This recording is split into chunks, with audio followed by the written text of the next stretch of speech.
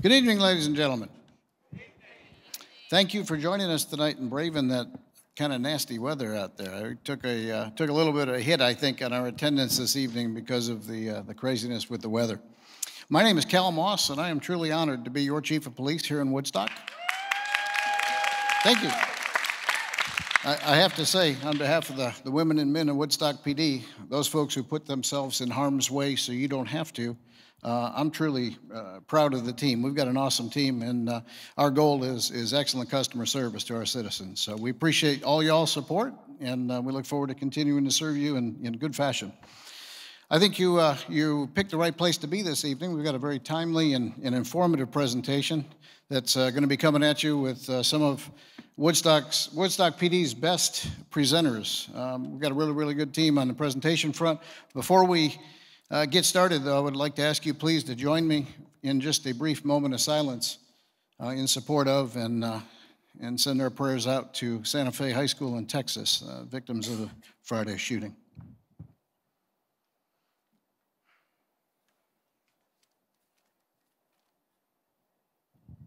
Thank you very much. Also, before I begin, I'd like to thank Mr. Dave Tardella, who's the director of ministries here. I'd also like to thank the leadership and the congregation of this great church for their hospitality this evening. We really appreciate the ability to be here.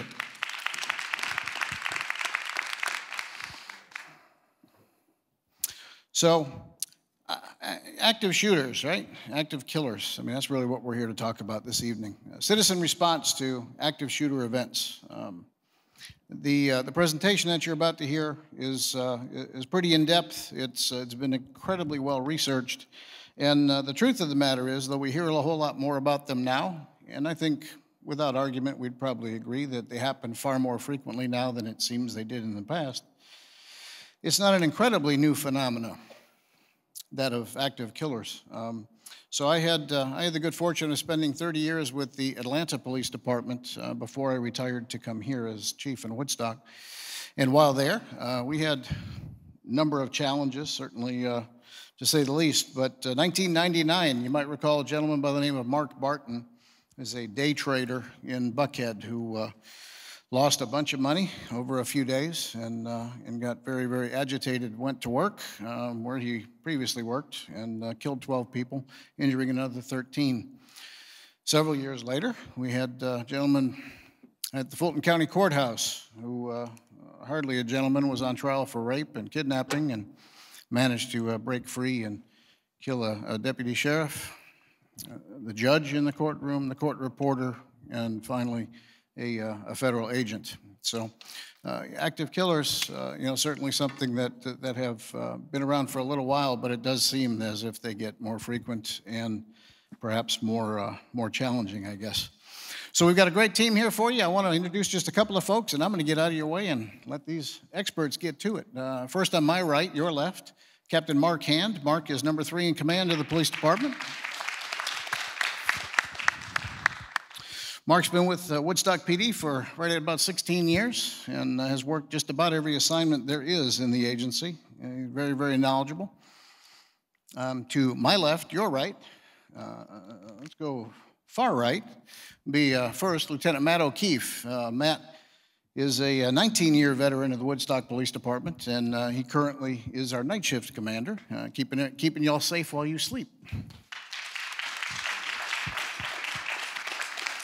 And then finally, our Director of Training, Sergeant Mark Goggins. Mark's been with our agency for about 11 years, but he came to us with a full load of experience in his back pocket, having spent 20 years with the Broward County Sheriff's Department in Florida. And we're grateful to have him as our Director of Training. And ladies and gentlemen, these will be your tag team presenters this evening.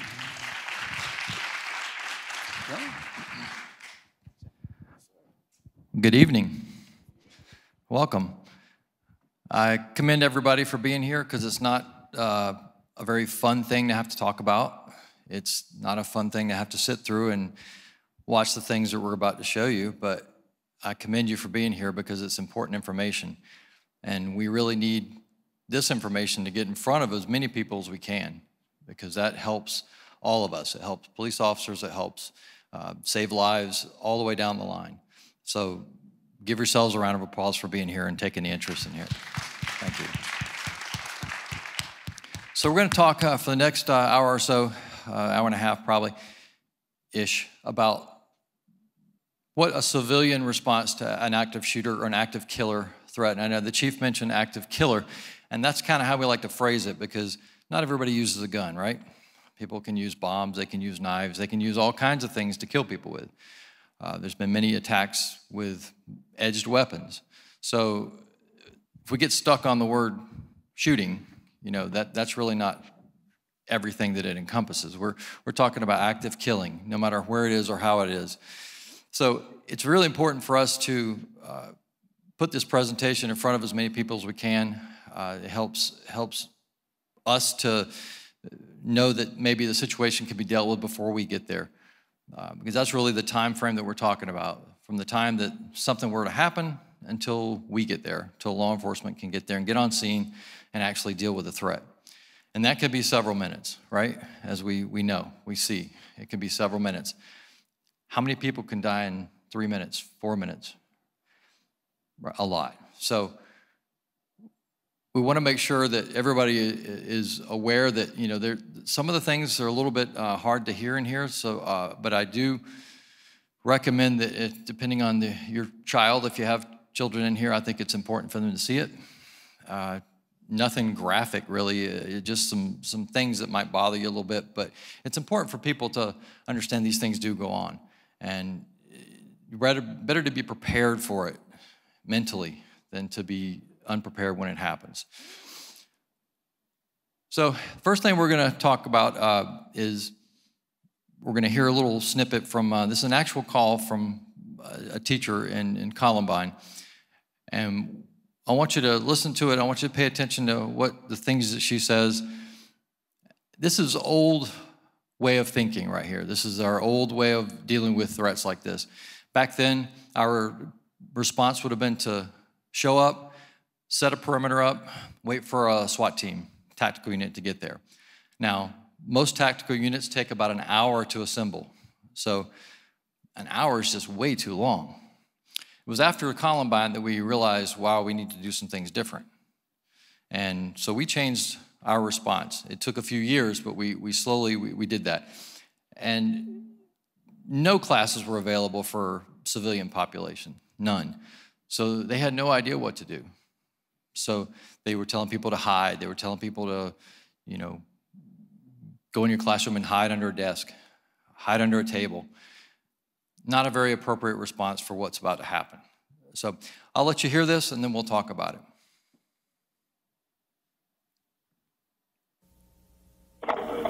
Jefferson County 911. Yes, I am a teacher at Columbine High School. There is a student here with a gun. He has shot out a window. I believe one shot. I've been Columbine High School. I don't know what's in my shoulder. If it was just a last week or what. Okay, has anybody been injured, ma'am? Yes. Okay. Yes. And the school is in a panic. And I'm in the library. I've got students down under the tables, kids. Kids under the tables. Kids are screaming. Some of the teachers are, you know, trying to take control of things. We need police here. Okay, we're getting them there. Police here. Who is the student, ma'am? I do not know who the student is. Okay. I saw a student outside. I was in hold. Oh, dear God.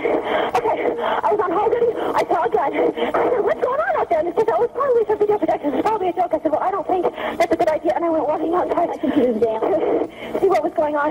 He turned the gun straight at us and shot. And my God, the window went out. And the kid standing there with me, I think he got hit. Okay. Something in my shoulder. Okay. We've got help on the way, ma'am. Okay. Okay. Oh, God. Stay on the line with me. Oh, God. Just stay down. Do we know where he's at? I'm sorry? Do we know where he's at? Okay. I'm in the library. He's upstairs. He's right outside of here. He's outside? He's outside of this hall. Outside of the hall? Outside of the hall. Okay. There are alarms and things going off now. Smoke. My God, smoke is like coming into this room. Okay. I've got the kids under the tables here. I don't know what's happening in the rest of the building. We've also got smoke in the building. I don't know. I'm sure someone has to be calling 911 besides Yes, we've got a lot of people on. Okay. I just want you to stay in the line with me. We need to know what's going on. Okay. Okay? I am on the floor. Okay. And you've got the kids in the there? library. And I've got every student in this library on the floor. You better stay on the floor. Is there any way you can lock the doors? Smoke is coming in from out there, and I'm a little afraid. The gun is right outside the library door, okay? I don't think think I'm going to go out there. Okay, you're at Columbine High School? I got 3 children. Okay, we got it. Okay? I'm not going to go to the door to shut the door, okay? I've got the kids on the floor. I got all the kids in the library on the floor. We have paramedics, we have fire, and we have police en route, okay, sir? Okay. Okay. Yes. I mean, I don't know. I can't believe he's not out of bullets. He just keeps shooting and shooting and shooting. Okay, yeah, we've got a police officer on scene. I thought it was. Okay, just try and keep the kids in the library calm.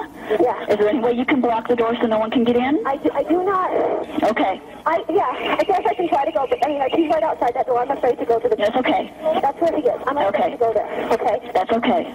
Okay. I told the kids to get on the floor. I told them to get under the table. All of the children are on the floor under the table.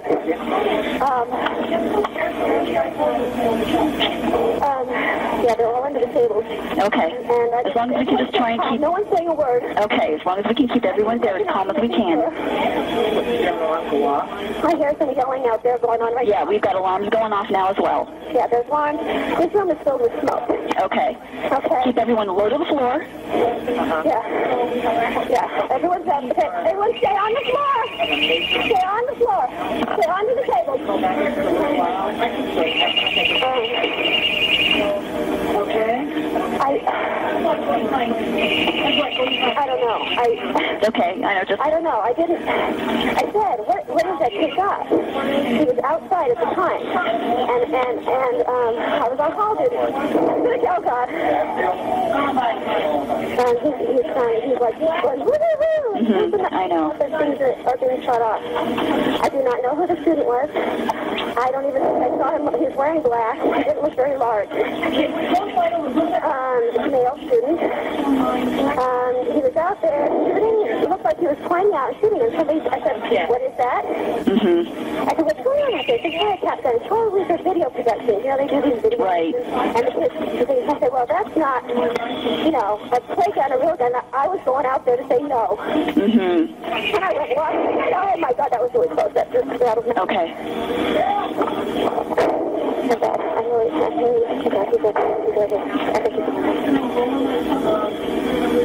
What's your name, ma'am?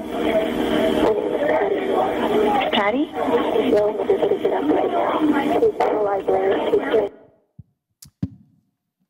You can watch this 30, 40 times and it never gets easier, especially when you can hear the panic in somebody's voice when something like this is being brought onto them. And, most people don't wake up in the morning expecting this kind of evil to invade their life. The good news is Patty lived. Unfortunately, most of the fatalities occurred in the library where she was at. And we're going to talk more about that and why that happened. And like Sergeant Goggins said, the paradigm shift. I had just graduated the police academy when this happened. And I can remember a year later, they started coming out with active shooter training that was 180 degrees different than what I had learned, which, like Sarge said, was you show up, you form a perimeter, and you wait for the people with the bigger guns and the ballistic shields and everything and the helmets to come in and take them out. Unfortunately, we saw what happened. In this particular case, the actual shooting was a plan B for them. A lot of people don't know, but their initial idea was to go into the cafeteria and put out some improvised explosives and actually collapse the ceiling on the students. When that didn't work is when they started shooting. They actually, one of the things you can't see here, if the parking lot on the bottom right, if you go all the way down to where it would ended, they actually packed a vehicle full of explosives and they parked it in a place where they thought first responders would be showing up and parking their cars and setting up what we call a triage. So they were not only there to inflict damage on the students, but also to take out as many first responders as they could. Fortunately for us, they weren't very good with the bomb-making portion. So the only way they were able to detonate some of them was to actually shoot them. And at that point, it didn't really do much to anybody there. But like I said, that was just their plan B. They put almost a year's worth of time and training and whatnot into that. So the reason why we show you real quick that, or we let you listen to that, is we want you to hear real quick what it sounds like when somebody is confronted with a situation that they're not mentally prepared for. And most of us, like I said, we don't wake up in the morning expecting something like this to happen. What we're hoping to get out of this class for you is to give you the ability to do what we call mental scripting, where you can at least develop that situational awareness, so wherever you're at, if something bad does happen, you've had the time to pre-plan in your mind, what am I going to do if something like this happens? How can I protect my family, maybe the people around me as well? Because if you have some kind of idea of what you should be doing when something bad happens, the chance of your survival goes up a lot because you're not going to freeze. And doing something usually is a lot better than doing nothing. And again, like I said, we'll talk a little bit more about that in depth here. This next video we're going to show you, and there's a few videos in here, this being the longest one, it's about 14 minutes, I believe, long, but it kind of runs through start to finish what we're talking about, what we're going to be talking about today, or tonight, is what happens in people's mind. You kind of get to see people kind of act this thing out. This is an acting portrayal. This is not a real thing, but I think you'll get some value out of it, and then we'll kind of talk about it after that.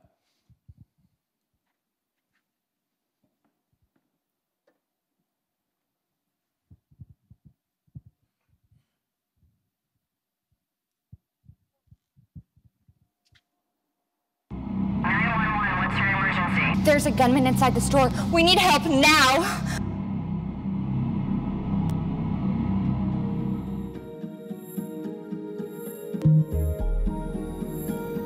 Do anything last weekend? It was very nice, wasn't it? Mm-hmm. Good. Right about it is the new system enhancement. What's going to be the solution by the time we... All right, thank you. Appreciate it. I actually think he's got an old, well, he's got a truck. I don't know if your daughter would be interested.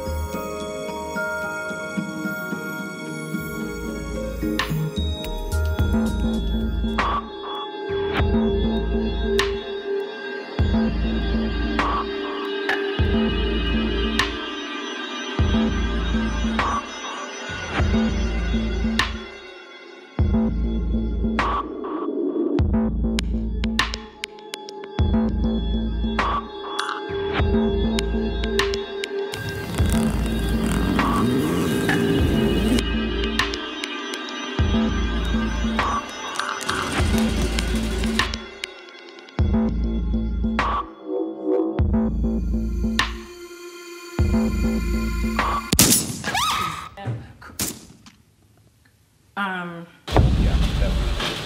Now, she figured out what college she wants to go to? 911, what's your emergency? We need help. There's a gunman inside the store. He's shooting the place up. We need help now. Issues that we found. Okay, Emily, see what that is. See what's going on. Just let us know what you find out.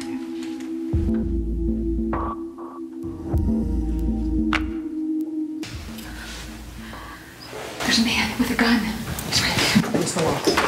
Lights. Lock it.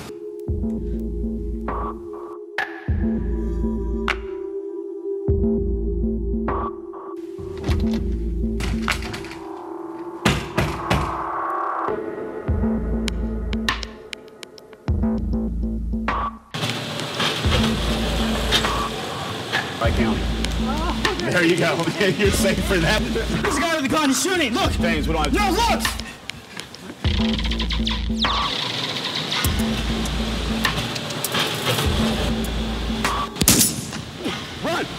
Run. To the right, to the loading dock. Come on, this way.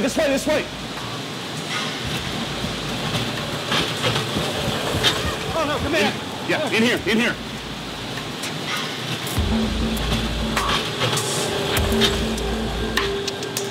The gunman's coming. What are we gonna do?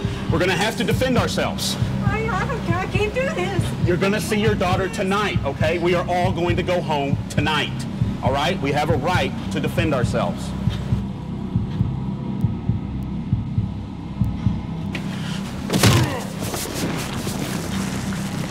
Get the gun! Hey! Hold him down!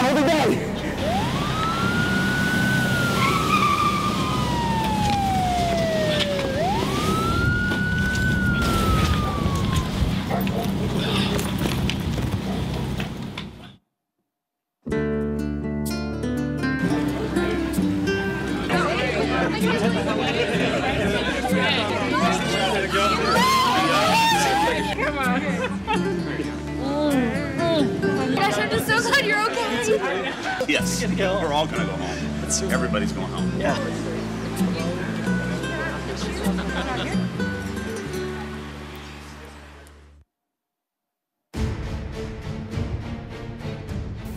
If you ever have the misfortune to be in an active shooter event, you deserve to survive.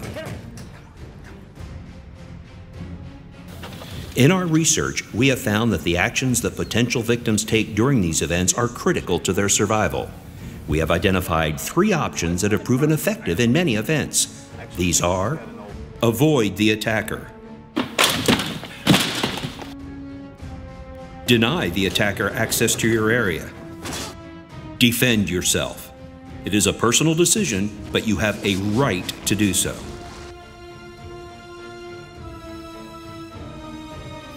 Avoiding the attacker starts with being aware of your surroundings at all times and knowing what is going on around you. If you see or hear something that looks suspicious, take action. For example, the stalker took immediate and effective action to protect himself when he observed the shooter pulling out weapons from the bag. Others, however, hesitated, and this hesitation can cost them valuable time that they could have used to get away from the threat. If you hear something that is, or could be, gunfire, start trying to get away from it as soon as possible.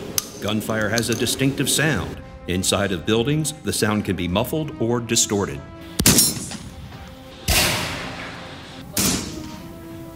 A single loud bang could be a person dropping something, or even thunder. But repeated loud bangs are much more likely to be gunfire.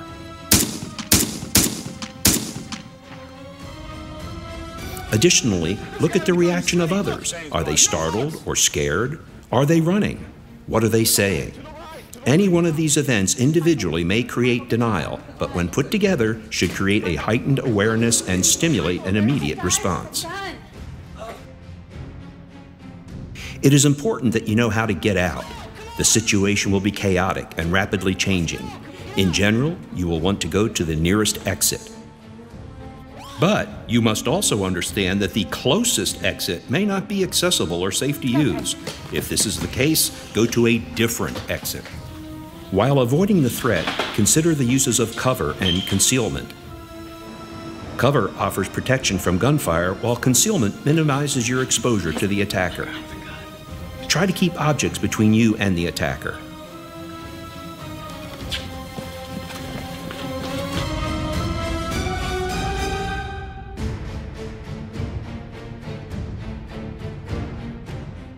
If you can't avoid the attacker, sometimes the best option will be to deny the attacker access to your location. In many locations, this can be accomplished by closing and locking a door, such as they did in the meeting room. Locking the door has proven effective in many attacks. If the door does not have a lock, you can place heavy objects in front of it. Remember, barricades work best if the door opens toward you. If it doesn't, use things that are readily available, such as straps, belts, or objects that can be used to block or secure the door to make it difficult for the attacker to enter the room. This may at least slow the attacker down and give you time to identify alternate means of escape, such as adjoining rooms or windows. When attempting to deny access to your location, you want to make it appear that there is no one in your area. Lock doors, turn off the lights, silence your phones, and get out of sight. Your attempt to deny the attacker access to your location might fail. The gunman's coming. What are we going to do? We're going to have to defend ourselves. Have a backup plan about what you will do. In many cases, this may be to defend yourself. You need to be in a place where you can act if the attacker comes into your location. In most rooms, you will line up against the same wall that the door is on, near the door so you can react, but not directly in front of it.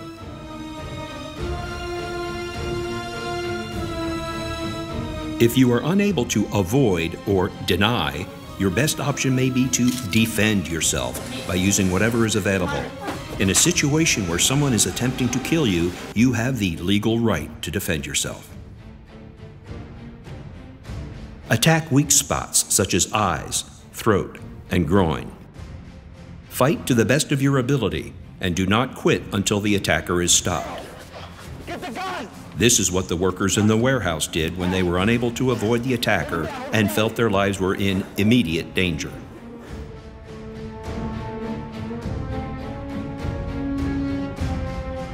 Whatever option you choose, call 911 as soon as you are in a safe location.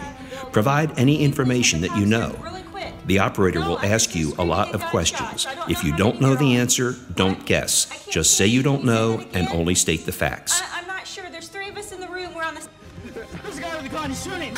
This will be a complex situation, and we can't tell you what you should do in every case. What we can do is provide you with information about the options that we have found to be most effective for surviving these attacks. The ultimate choice is yours. What you do matters. Avoid the attacker. Deny access to your location. Defend yourself. Law enforcement will be entering a chaotic scene with limited information. Their first priority will be to stop the threat to your safety. The police may not know where or who the threat is. Listen and comply with their commands immediately. Put it down, sir. Put it down. Both of you on the ground. Police are trained to look at people's hands to assess threats. Do not have anything in your hands that could be perceived as a weapon, such as a cell phone. Show me your hands, sir. Show me your hands. Move to us. Everybody, keep your hands up, please. Walk out the door. If told to do so, stay where you are and do not make sudden movements. Again, follow all commands.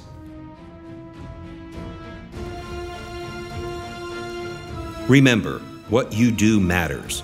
Avoid the attacker. Deny access to your location. Defend yourself. Remember, ADD. You can survive.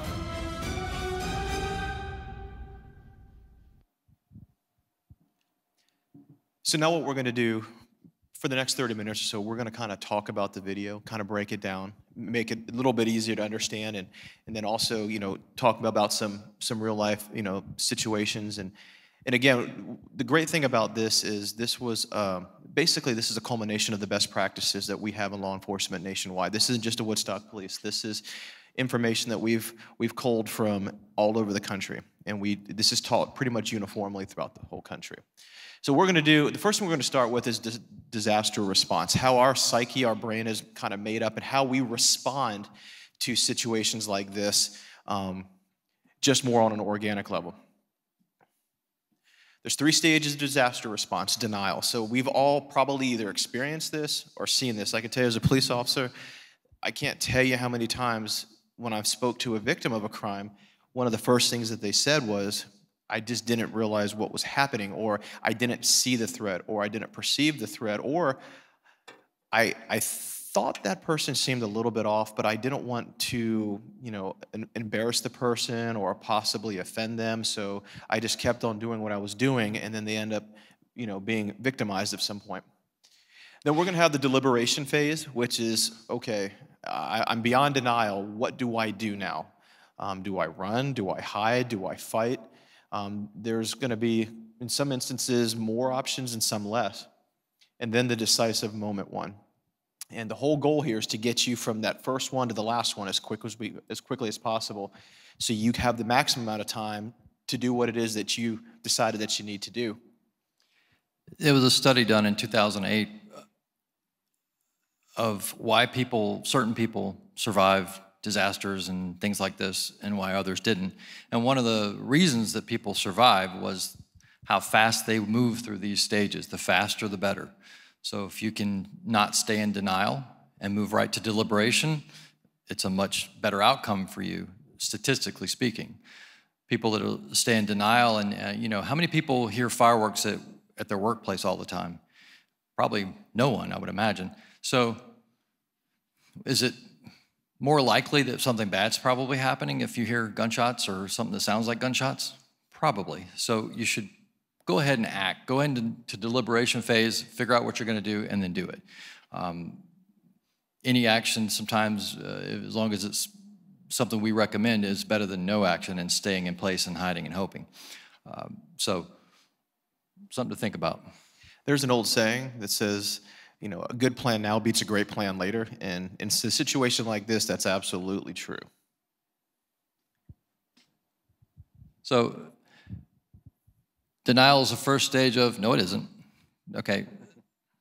That's what happens to our brains under these circumstances. We try to make what's happening fit into a normal part of our life and try to normalize what's happening. That's what our brain tries to do right off the bat.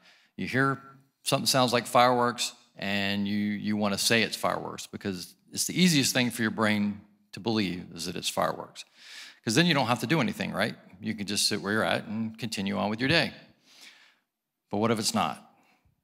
That's what we have to ask ourselves. And in today's time, I think you better err on the side of caution. So like they said in the video, if you hear a bang, it could very well be something falling or something knocked over. If you hear a few of them, you probably should start doing something, right? This video is a kind of it talks about how people, if everyone else is doing one thing, then you're probably going to go do exactly what they're doing. If someone changes and does something else, then you'll probably start doing that. This is a pretty decent little experiment they did in London. And I think it's really important, and we'll talk about it afterwards, why it's important for this in particular. Place like this street in New York City, if you were unfortunate enough to be the victim of a crime or taken ill unexpectedly, you might think that surrounded by all these people, someone would intervene. After all, isn't there safety in numbers? Psychologists say no. Research suggests that often a victim is less likely to receive assistance when surrounded by a group rather than a single bystander. When people are in a crowd, it's easier to pass the buck.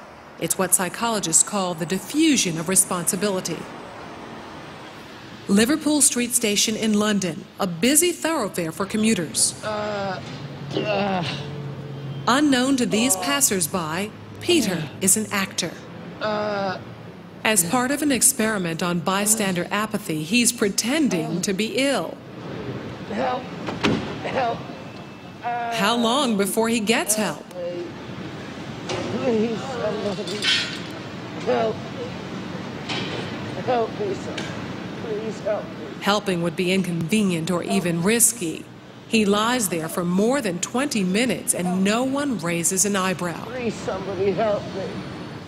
It's always very distressing to watch situations like this where people are obviously suffering and no one's actually helping them. But what we have here is two conflicting rules. One is the rule that we ought to help, and the other is the rule that we ought to do what everybody else is doing. And here you have effectively a group of strangers who are exerting the pressure not to intervene, not to help. And it's very difficult to rebel. Ruth, another actor, takes Peter's place. How long before she receives help?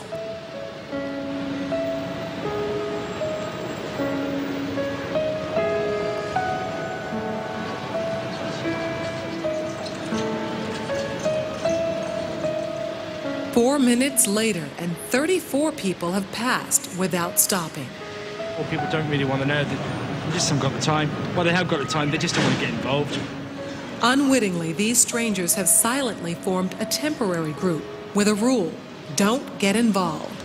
They're afraid to stand out from the crowd and won't take action if no one else does.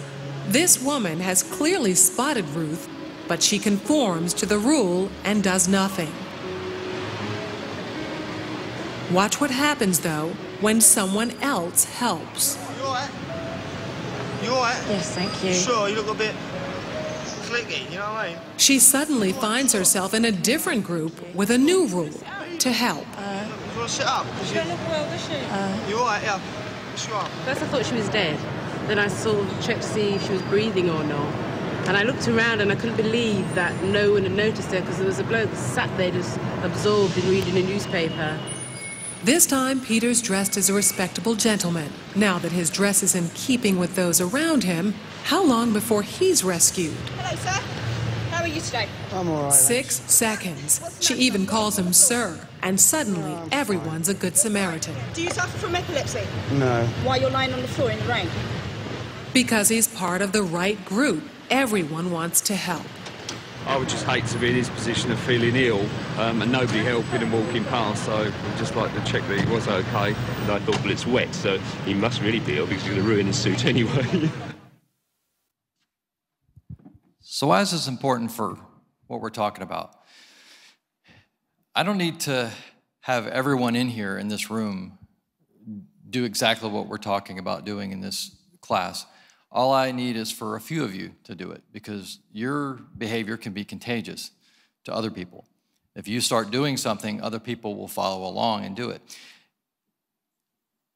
If there's a mass shooting somewhere and everyone starts running out one door, the tendency is for everyone to start following out that door, when there might be 6 or 7 doors over here they could go out of easily.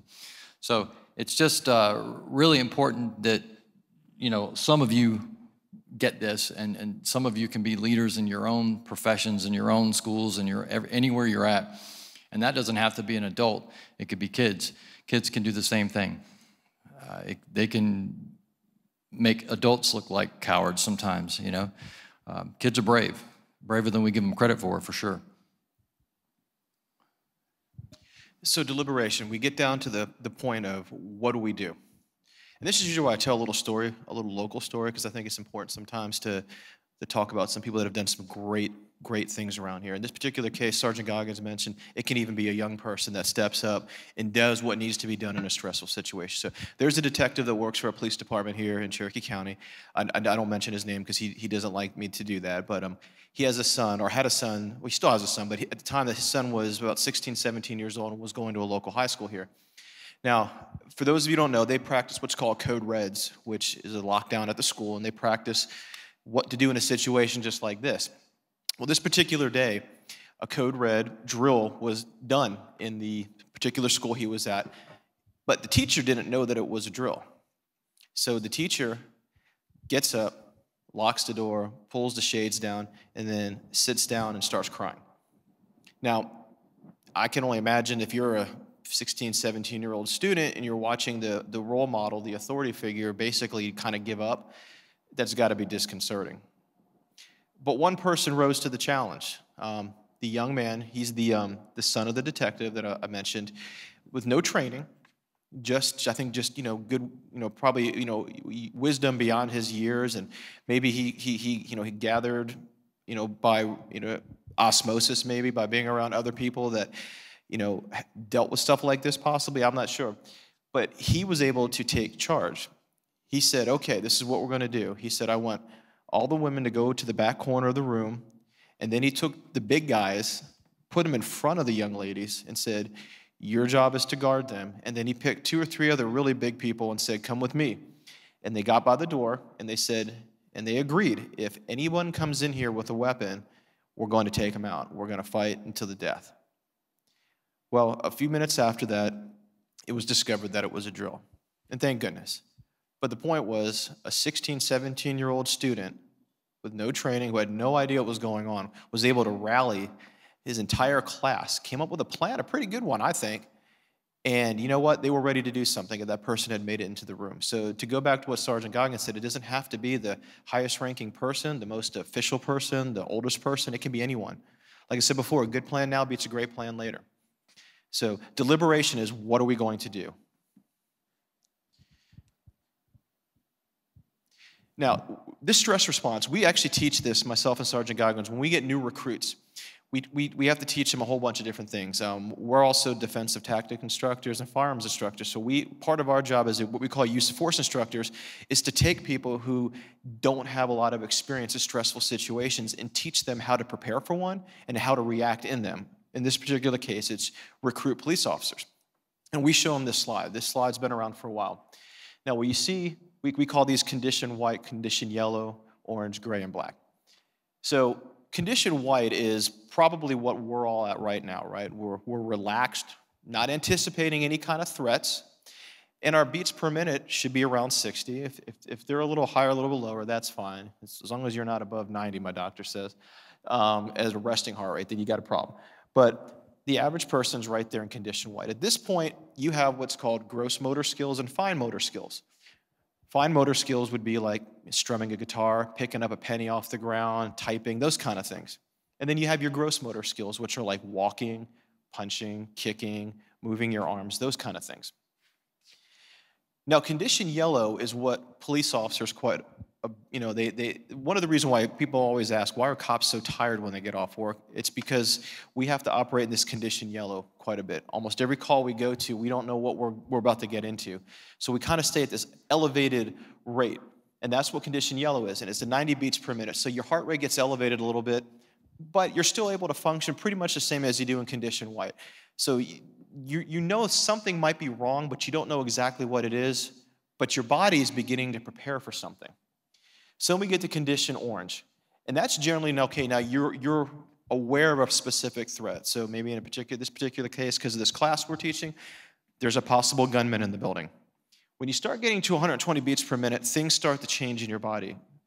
Your blood flow starts coming away from your extremities and into your core. Now that is just the way God made us, basically. And that's because if you were, I guess, years ago when we were all living in the woods and, and living in caves and whatnot, if you lost a limb, which is what you're most likely to lose when you're being attacked, especially by an animal, your body has a thing called ventricular constriction, which does, it cuts the blood off.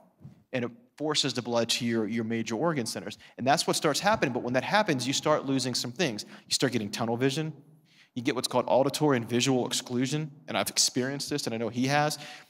A gunshot could go off right next to you. It sounds like a distant firecracker.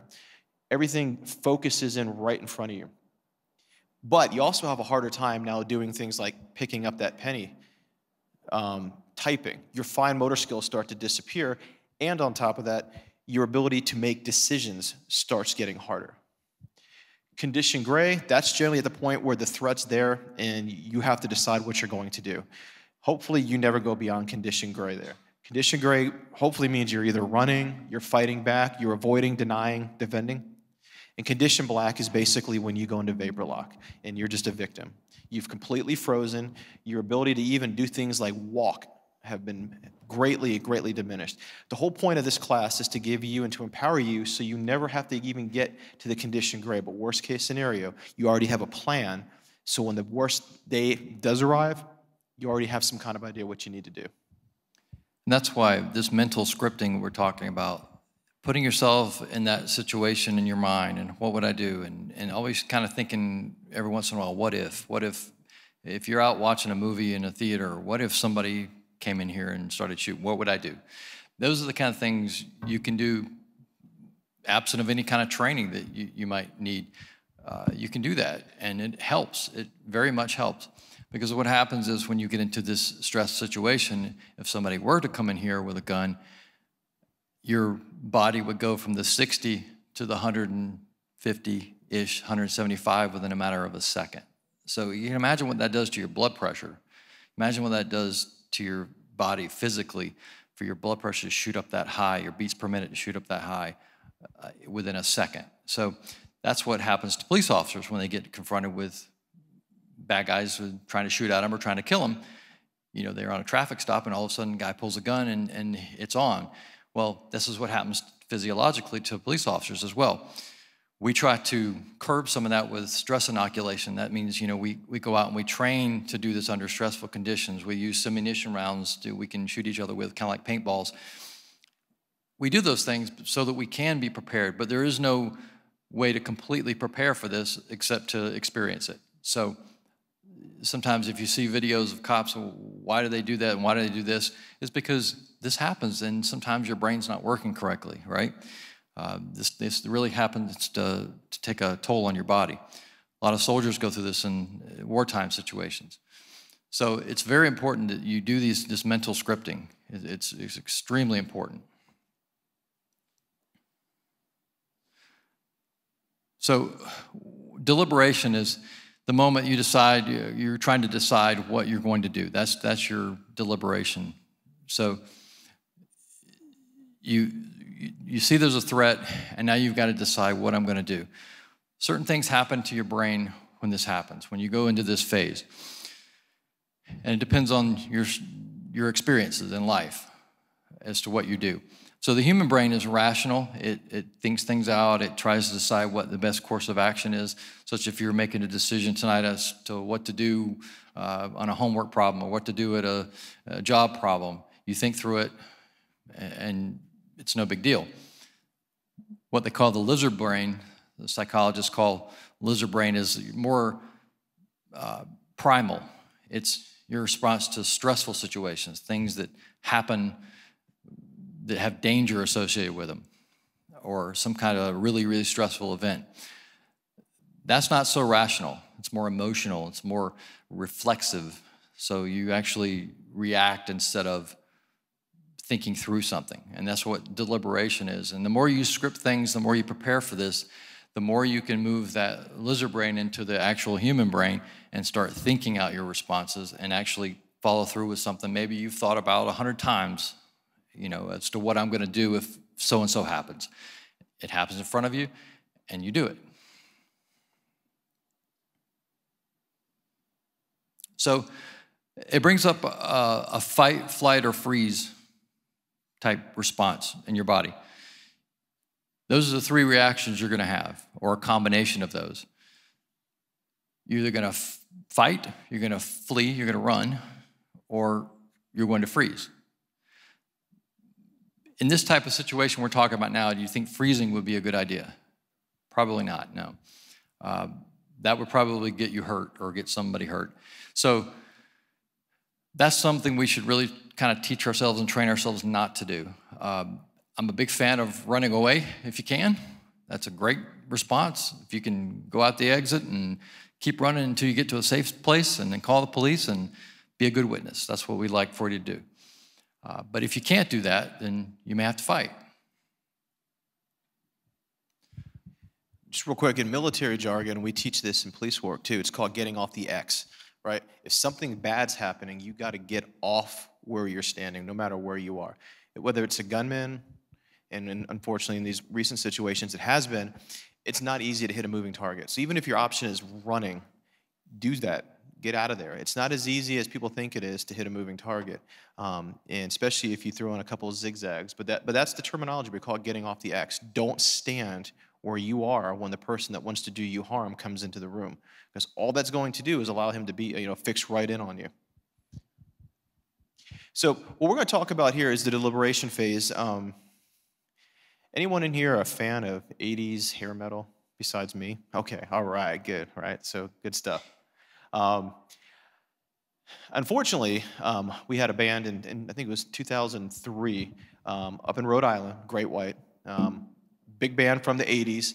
I guess that their time had kind of come and passed. They were playing bars at this point, but if y'all probably remember, they went up to do a show and they used pyrotechnics inside of a small club, which ended up igniting the soundproofing, which then caused a fire, which caused about 100 people to lose their lives. And what we're going to do real quick is look at the deliberation of the people that were in there and their decision making and how it either helped them or how it ended up possibly costing them their lives.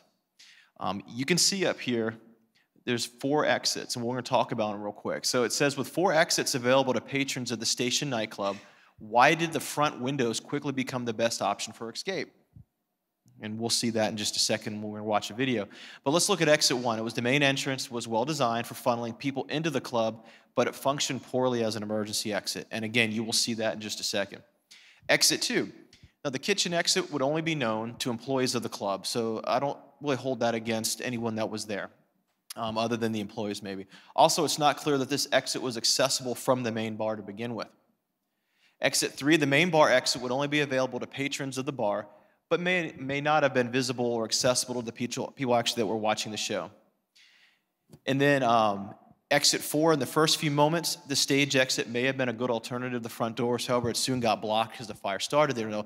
Some of the band did perish in the flames, but several people got out. Now, one thing you're going to learn when you watch this video, and it's human nature, we call it ingress, egress. People will generally leave the same way they came into a building. Even if it doesn't make sense for them to go back that way, it's just, again, how our brain's hardwired. We call it the normalcy bias. So in this particular case, again, we're going to show this video in a minute, all the people are trying to come out the way they came, and they're ignoring some possible other exits, including those glass windows right there. And remember, in a bad situation, you can break windows, you can destroy property. It is not a crime if you have to destroy property to save your life, okay? There's a big difference. Almost all crimes require what we call criminal intent, and saving your life is not a criminal intent, okay? So we'll go ahead and go to the next slide here, and let's see if it is the video. Okay, so there's gonna be a counter that comes on here in just a second. Watch how fast this transpires and goes down. So there's the pyrotechnics right there. Now the roof's pretty much already on fire. Now the guy that's doing the documentary's figured this out already. He starts backing up. Other people are still rocking and rolling. And he's like, I'm getting out of here.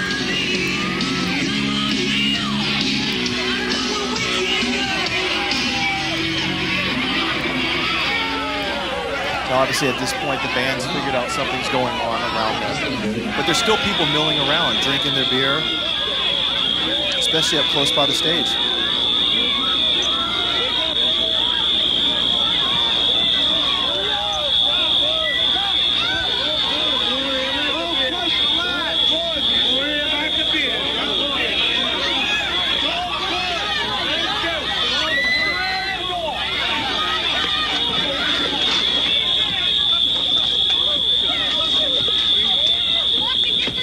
Minute, the smoke is very thick already and it's disorienting. People are still gravitating to the entrance that they came in.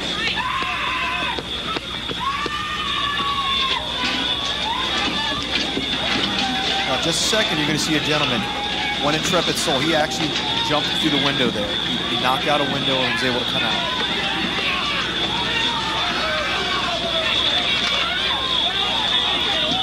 Now look at how they're all stacked on top of each other right there. That is part of the deliberation phase right there.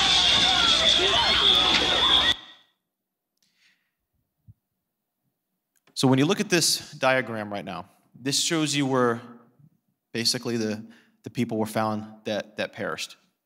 And the majority of them, 31, and then you can see 18 to the right and 9 behind them, were all in the area that they came in through.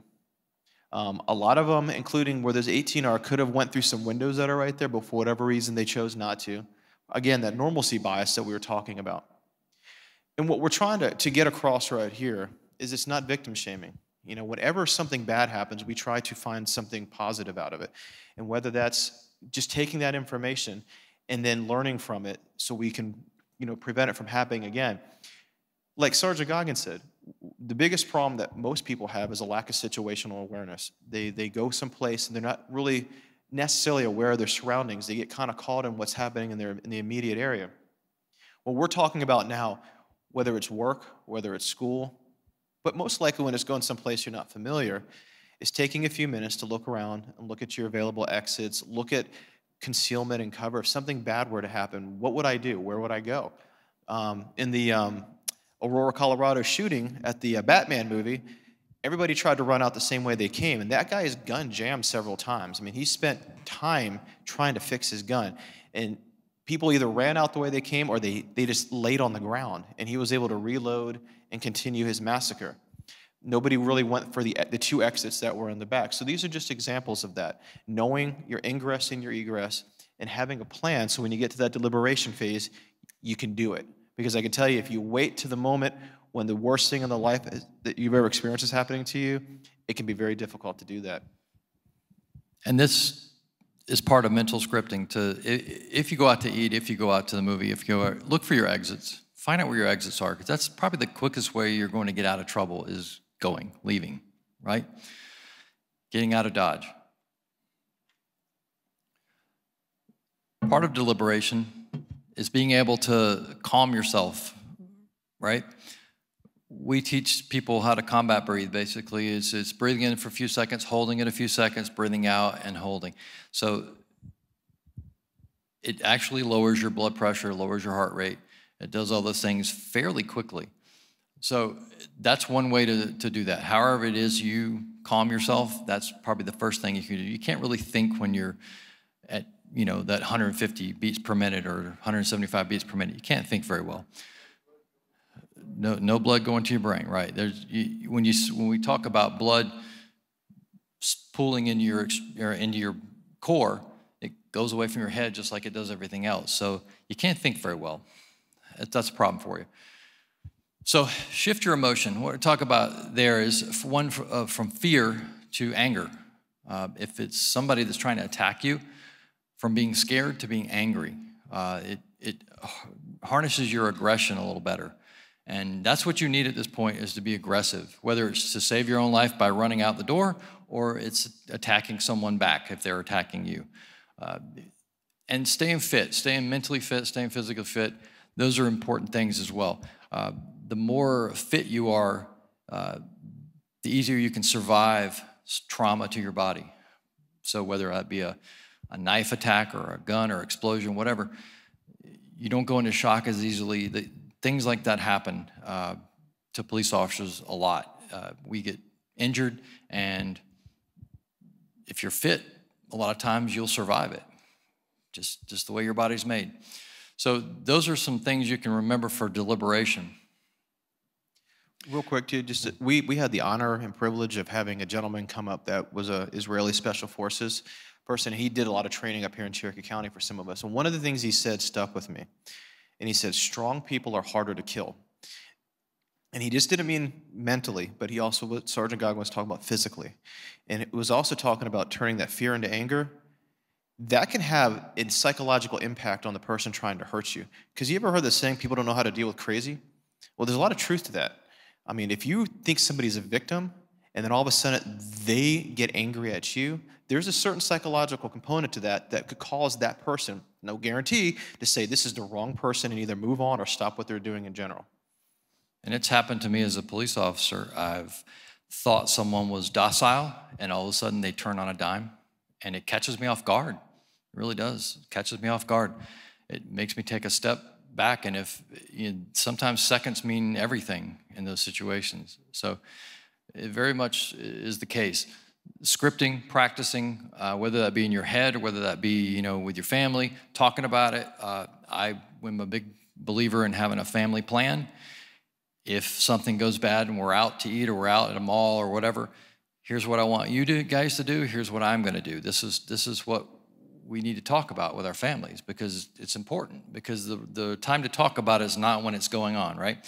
It's too late then. It's happening, and then panic sets in to people. So if you can have that conversation beforehand, I think you'll find yourself a lot more mentally prepared for things than you think you are. Rick Rescorla, anybody know who that is? Raise your hand if you don't. Well, he was a former British paratrooper with the British military. He then was a Metropolitan Police for the City of London. He came to the United States. He joined the U.S. Army during the Vietnam War. He was a hero in Vietnam. How many people know the movie We Were Soldiers? You ever heard of that? Okay. Well, that was filmed after a battle that he participated in Vietnam. He co-authored that book. Well, he happened to be the head of Morgan Stanley Security, Morgan Stanley investment firm on 9/11 in the South Tower, on the day that the towers fell. He was credited with saving 2,700 of his employees' lives by getting them out of the building, leading them out of the building. 2,700. When he got all his employees out, he decided, I'm going back in. He went back in. Well, you all know what happened. Buildings fell. He perished, unfortunately. But the point is, and he had a lot of military training for sure, but we're not asking people to be that kind of hero. A good enough hero is just to save yourself first, save your family, save yourself. If you can go back in and get other people, great. But we're asking you, if everyone took personal responsibility and saved themselves, then we'd all be saved, right? So that's what we're trying to get across to you, is to think saving yourself first. When I'm off duty with my family and I'm in plain clothes, I'm not in this uniform, if something goes down and I'm carrying my weapon, I'm not going to go run around chasing bad guys with my weapon out, because who do you think they're going to shoot at first when they get there? Me, right? I'm the guy with the gun running around in plain clothes with no identification. No, I tell my family, I'll cover your retreat. You're going to get out, and then I'm going to get out, and then we're all going to be good witnesses, okay?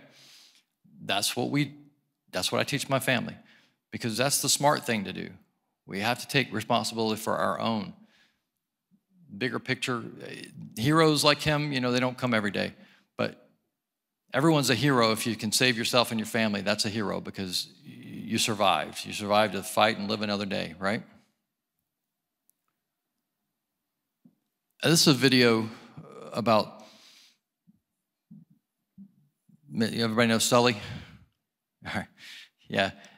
I want you to kind of listen to how when he lands this plane, I just want to see how calm he is. Now, there's not a lot of vocal in here from him. There's mostly the air traffic control talking, but he lands this plane. I mean, you can just hear it in his voice. He's calm as a cucumber. And it probably has to be. His life, his training, all the things he's gone through in his life led him to this decision right here. Cactus 1539 hit birds, so you've lost thrust on both engines, returning back towards LaGuardia. Okay, you need to return to LaGuardia. Turn left heading up 220. 220. Tower, stop your departures, got emergency returning. It's 1529. Bird strike, he lost the thrust in the engines, he's returning immediately. Cactus 1529, which engines? He lost thrust in both engines, he said. Got it. Cactus 1529. We can get it for you. Do you want to try to land runway 13? We're unable. We may end up in the Hudson. All right, Cactus 1549. It's going to be left traffic to runway 31. Unable. Okay, what do you need to land? Cactus 1549. Runway 4 is available if you want to make left traffic to runway 4. I'm not sure we can make any runway. What's over to our right? Anything in New Jersey, maybe Teterboro? Okay, yeah, off your right side is Teterboro Airport. Do you want to try to go to Teterboro? Yes. Teterboro, Empire, actually LaGuardia departure guy, emergency inbound. Cactus 1529, turn right 280, you can land runway 1 at Teterboro. We can't do it. Okay, which runway would you like at Teterboro? We're going to be in the Hudson. I'm sorry, say again, Cactus? Cactus 1549, radar contact is lost. You also got Newark Airport up at 2 o'clock in about 7 miles. Eagle 54718, turn left heading 210. 210, 4718. I think he said he was going in the Hudson. Yeah, he wasn't real excited, was he? I'm sure he was inside. He calmed himself down. He probably used a lot of his training on that one thing he did. And that's what we're trying to tell you. Just calm yourself down. You can think clearer when you're calmer. If he just nosed that thing right into the Hudson, they all might have perished, but he was able to keep his skills by keeping calm.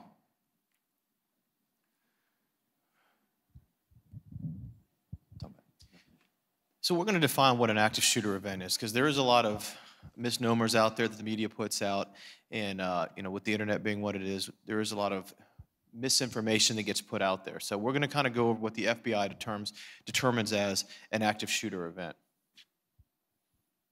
So basically, it's an attempted mass murder, and it generally involves people that you're not related to. It's one person that may be peripherally related to the group of people that they're attacking.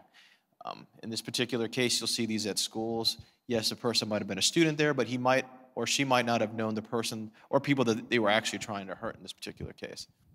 And that being said, the chief spoke earlier. I told you active killer, right?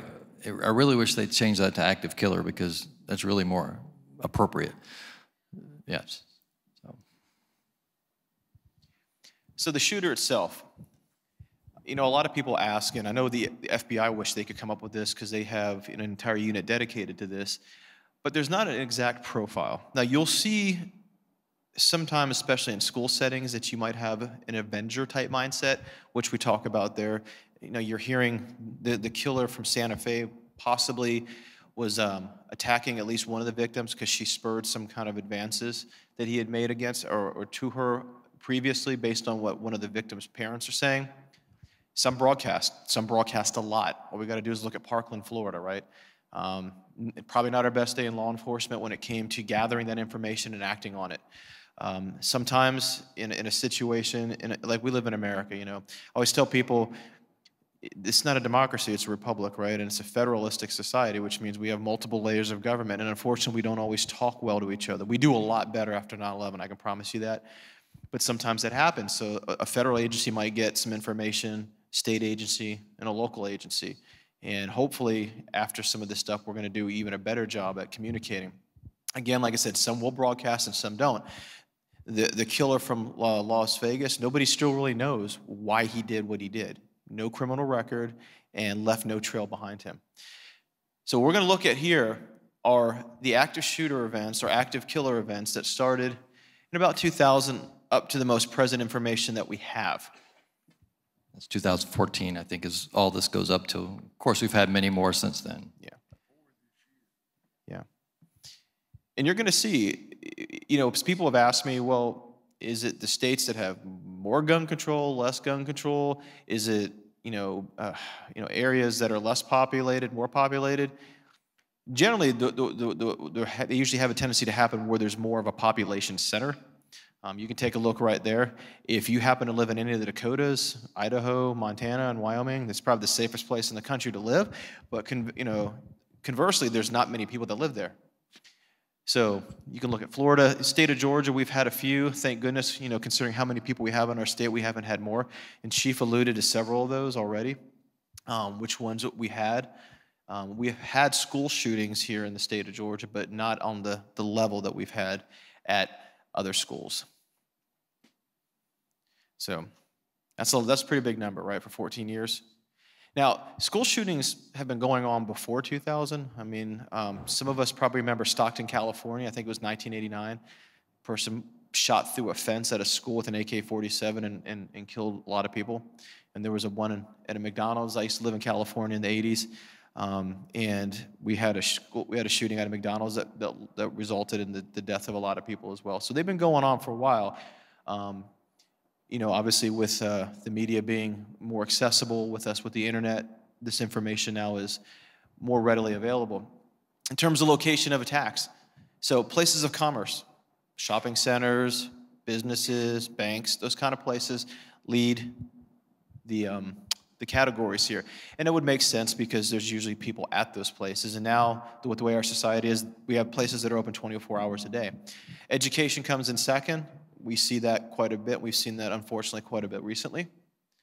Then outdoors, and that could be any kind of venue. It could be a concert. It could be a gathering. You've seen in London where, people are literally taking vehicles and renting them, and then they take out as many people as they can on a sidewalk. That'd be an example of outdoor. And then other would be the least one with about 11%. Now, here's the thing that we get a lot of questions on. What's the connection that the shooter has to the place or the killer to where they were at? Well, you can look on here. 55% of the time, they have some kind of connection. Sometimes it's a big connection. Sometimes it's a very small connection, kind of like the church that got shot up in Texas. The killer's parents went there. He didn't really go there. But he took out his revenge for whatever reason at that particular place. The other 45% of the time, it's just the wrong place at the wrong time, and they go there to settle whatever debt they think that they have or whatever misguided reason they have to do what they're about to do. And when there's no connection, it's very difficult, obviously, to profile somebody, right? To say, hey, we really need to look out for so-and-so because, we've dealt with him a couple of times and he seems a little unstable. You can't do that if you don't know who the person is. So it's almost a 50-50 shot that if something like this happens, the person's really going to have no connection whatsoever to the area that they're victimizing. Now, Fort Hood, Texas, obviously a little different. Yeah, I mean, he was a soldier that I believe 10 people, I believe. But, when it comes to things like this, very hard to predict, very hard to prevent people doing them. The part of prevention that we can do is our response to these things. It's not so much how do you stop somebody from driving and swerving into people and killing them with a car. You don't. There's no way to prevent this unless we know way in advance that maybe these things are a possibility for any individual. And as you see from the Parkland, Florida, that's not always a safe bet. We don't always get that right. Problem is there's so much of it out there. There's so much so many people talking about things like this and saying they're going to do this and they're going to do that, that it's hard to separate the ones that are serious from the ones that are not serious. And it takes a lot of man hours to do these things. So the prevention is you guys, your response. That's how we prevent these things. We harden these targets up all we want, but then your response is what we need to focus on. Chattanooga, Tennessee, 5 soldiers killed there at a recruiting station. 4 Marines and a Navy soldier killed. And then Edmond, Oklahoma, several people killed. These things go on and on. How many, somebody was saying 4 this year, just since in 2018, probably more than that under the FBI's definition. So we could go slide for slide for slide on these things forever, it seems like. But we're going to talk to you about how to prevent it for you. So the number of people that typically die in these things traditionally is the more deaths there are means usually it took us a little longer to get there, or longer to get into the building, or longer to get to the place where the bad guy is and neutralize the threat. So we try to harden targets. We try to make yourself not a very big target. You want to get out. If you can get out of the danger area, that's great. Then you're not a target. And that's one less person we have to worry about when we get there.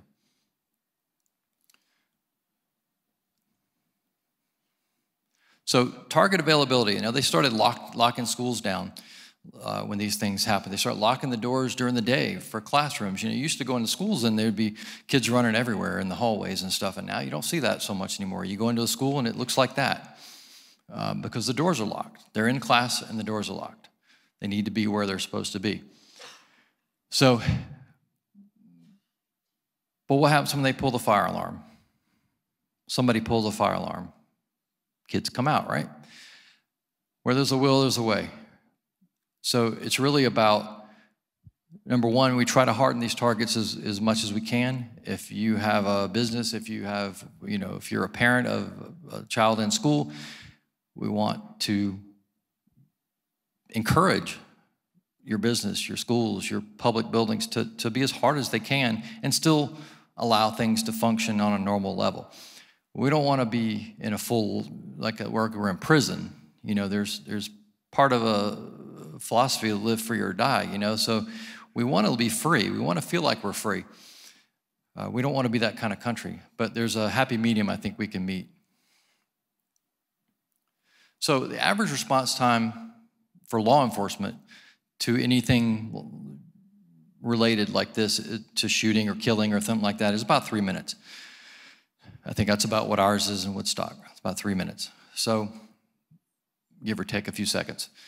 But, you know, how much can be done in 3 minutes? And that's from the time we get the call. So from the time something happens to the time the first person calls 911, there could be seconds there. There could be a minute there. So it's very difficult to, you know, we can't have a policeman on every corner. So it becomes incumbent upon the public to try to make yourselves not as big a target. So we talk about your response, what your response is. Now, I'm going to show the next slide in preparation. You're going to hear it. There's gunshots on the slide, and they're really loud. So just know that's coming, okay? There's 5 of them.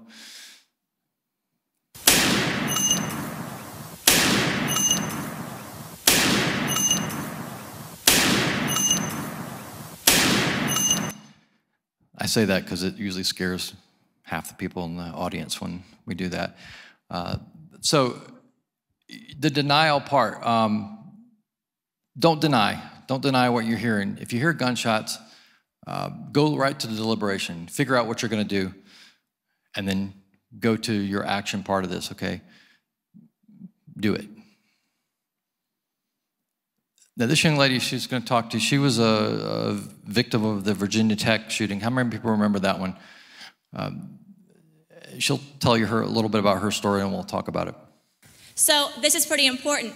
This day, I ended up sitting in exactly the same seat I always did, in the back right-hand corner on the right side of the class.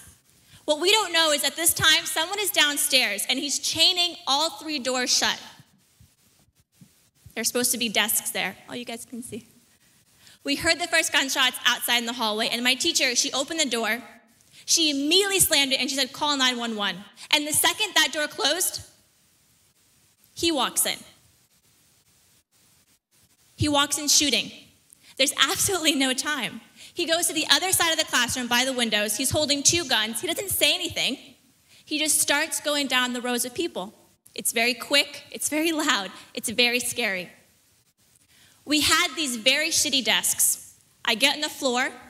I put my knees under the chair, my stomach on the seat, hands overhead, eyes are closed. As the shots keep going, and it's, like I said, very loud, I can tell it's getting closer and closer. And I'm telling myself, brace yourself, your turn is gonna come. Now, I didn't know what that meant. Like, I didn't think I was gonna get shot, but I knew that something really serious was going on. And I knew for whatever reason that I should just play dead. He shoots me. The first time's in the back. And you'd be surprised, getting shot doesn't hurt that much because shock overtakes you, but it starts to like burn and really kind of seep in, and that's when it gets really uncomfortable. It's not pleasant. He leaves the first time, he goes across the hall, and while he's gone, cell phones are ringing, people are coughing, and the smell of gunpowder has like completely filled the room. Gunpowder is like this really sticky, pungent, warm smell, and it just makes you very, very thirsty. He comes back. Now, this time, the shooting is more intermittent. It's slower because he's looking to see who's alive. I remember telling myself to stop breathing because I can feel my stomach hitting that chair, and I'm saying, stop, like, he can see that you're alive. The third and final time, he killed himself in front of our classroom. When the police broke in, the first thing the guy said was, "We have a lot of blacks in here." I didn't know what that meant, but when police sweep a crime scene, they have 30 seconds. If you're red, you're critically injured. If you're yellow, you'll live. Black means you're dead. In 9 minutes, he killed 11 of my classmates and my teacher. 32 people lost their lives that day. That was an interesting, unfortunate case because he chained the doors shut, locked them so nobody could get out of the building. So escaping was probably not, at least through the door, was not an option for them. So some of them found alternative ways with us to go out through windows, but you know, he took precautions to chain doors shut. Now, that was to keep people in and to keep law enforcement out. You should know that we'll probably ram those doors with our cars. So, you know, we're hopefully gonna get in that building somehow.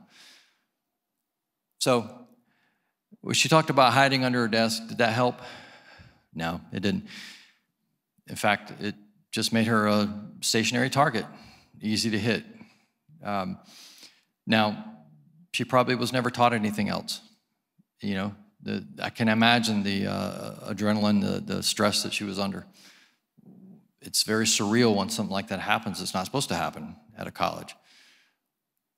So, your deliberation, your avoid, deny, defend. Remember that as part of your deliberation. Like, what did they teach me? Avoid, deny, defend.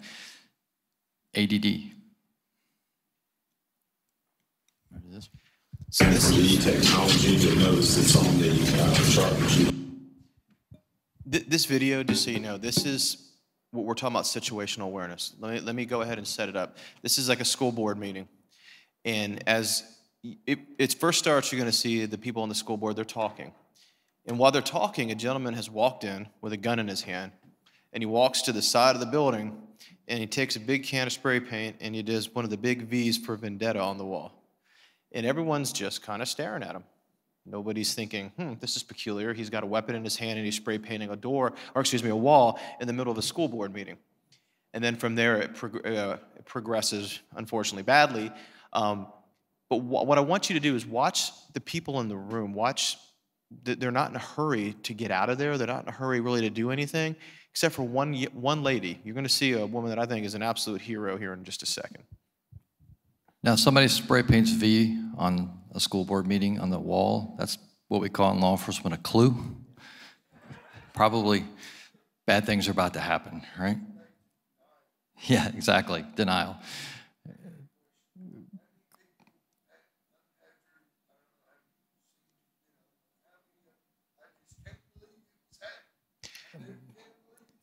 A lot of them. Yeah, many people. Yep. I don't know if y'all can hear him. The gentleman asked, how many times have we heard where somebody said, I couldn't believe that was happening, or it was going to happen, or did happen to me? Probably the bulk of any victim that we've ever come across, to be honest with you. And it could be something from a crimes against person to something as simple as an identity theft.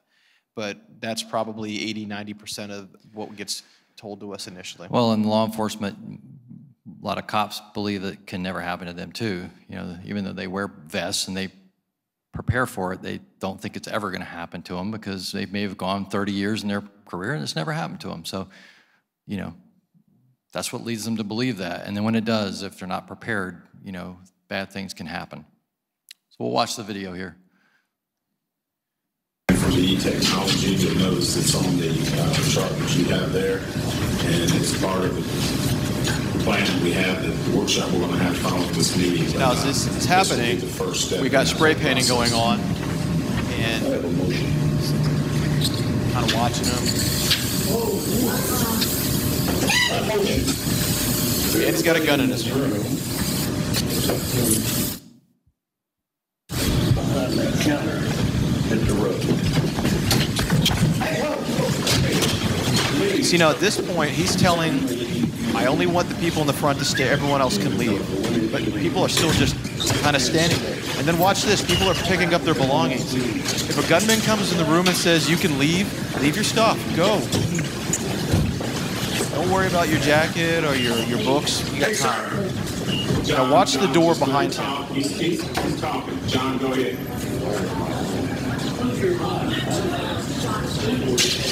This lady was a hero, okay? Luckily, he did not want to hurt her, and he allows her to leave. But she tried something. She went to from deliberation to action pretty quick, decisive moment. This other lady's asking if she can help the woman right there that tried to disarm the attacker.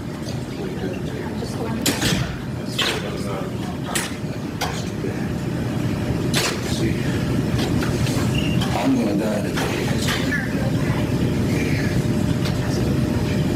What you can't hear is he just said, I'm going to die tonight. Just ordered in the prison. Can I ask you a question? Ordered in the prison. Can I ask you a question? Because I really don't know who you're talking about. To be very honest with you, I have no idea who you're talking about. She's fired. I believe that because you said that, but what did she do? Come on in. So right now there's a school resource officer that's kind of hovering by the door, not sure what's going on. That's why he said, come on in. Boy, I guess you're the one with cops. Come on in. Got it on the school safety officer. Come on in. You got a real gun there? Come on in. I don't know if you just heard that. He goes, do you have a real gun? He probably doesn't even have a gun. Tell me what she did. They're calling the police as we speak. I know that, but tell me. You're part of it. Part of what? Sir, I don't know what you ran to stop taxes, okay? You said we don't need no taxes. No, that's plenty of money. Then as soon as you gutted the school system, then you turned around and said, oh, now we need this half-cent sales tax again. I said we needed half-cent sales tax from the very beginning. I campaigned on that. Oh, yes, I did. You can look on the material. I said from the beginning, the half-cent sales tax is the most equitable way because everybody pays it, not just property owners. Look, see, here's what I don't want to happen. I don't want anybody to, just listen to me for a minute. I don't want anybody to get hurt, and I've got a feeling that what you want is the cops come in and kill you because you're mad, because you said you're going to die one day. But why? This isn't worth it. This is a problem. Please don't. Please don't. Please. I'm going to kill you. Don't you understand?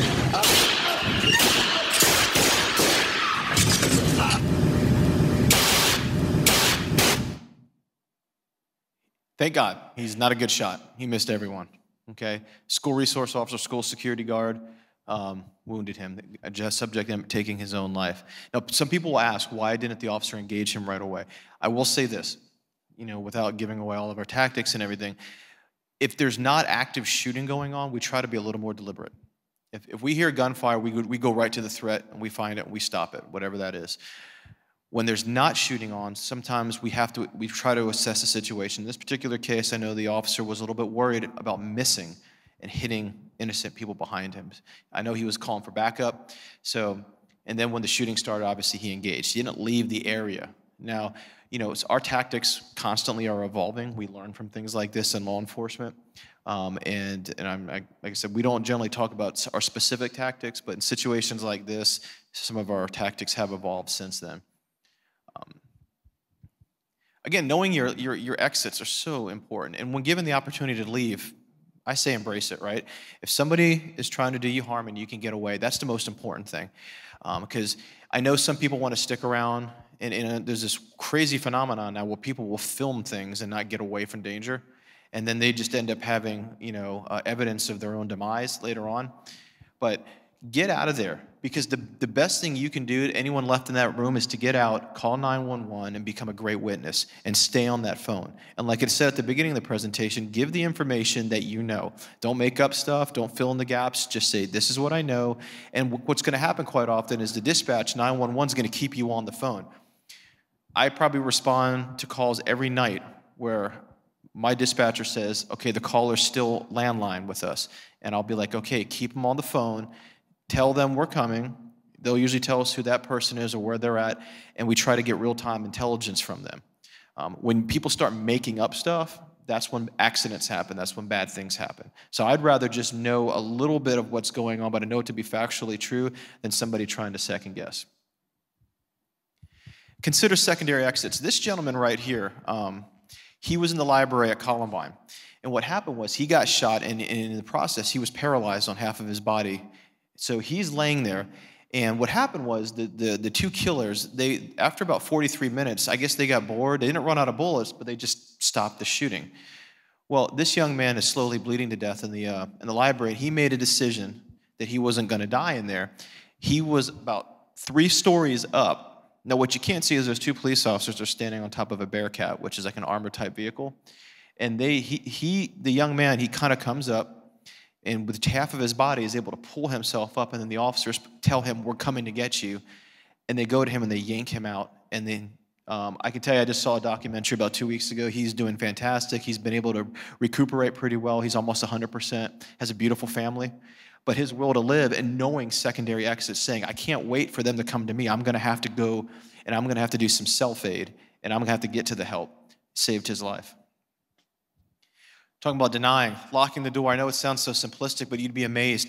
When a bad guy is attacking someplace, let's say a school, they're going to go around and they're going to try to find the easiest targets. Why? Because they know we're coming.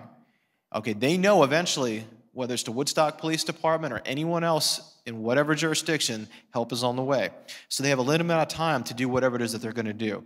So people will say, really, lock the door? That's what I came here for? You'd be surprised how many people don't lock their car doors when they go to the gym. How many people leave their front doors unlocked at night? We talked about when people said, I can't believe it happened.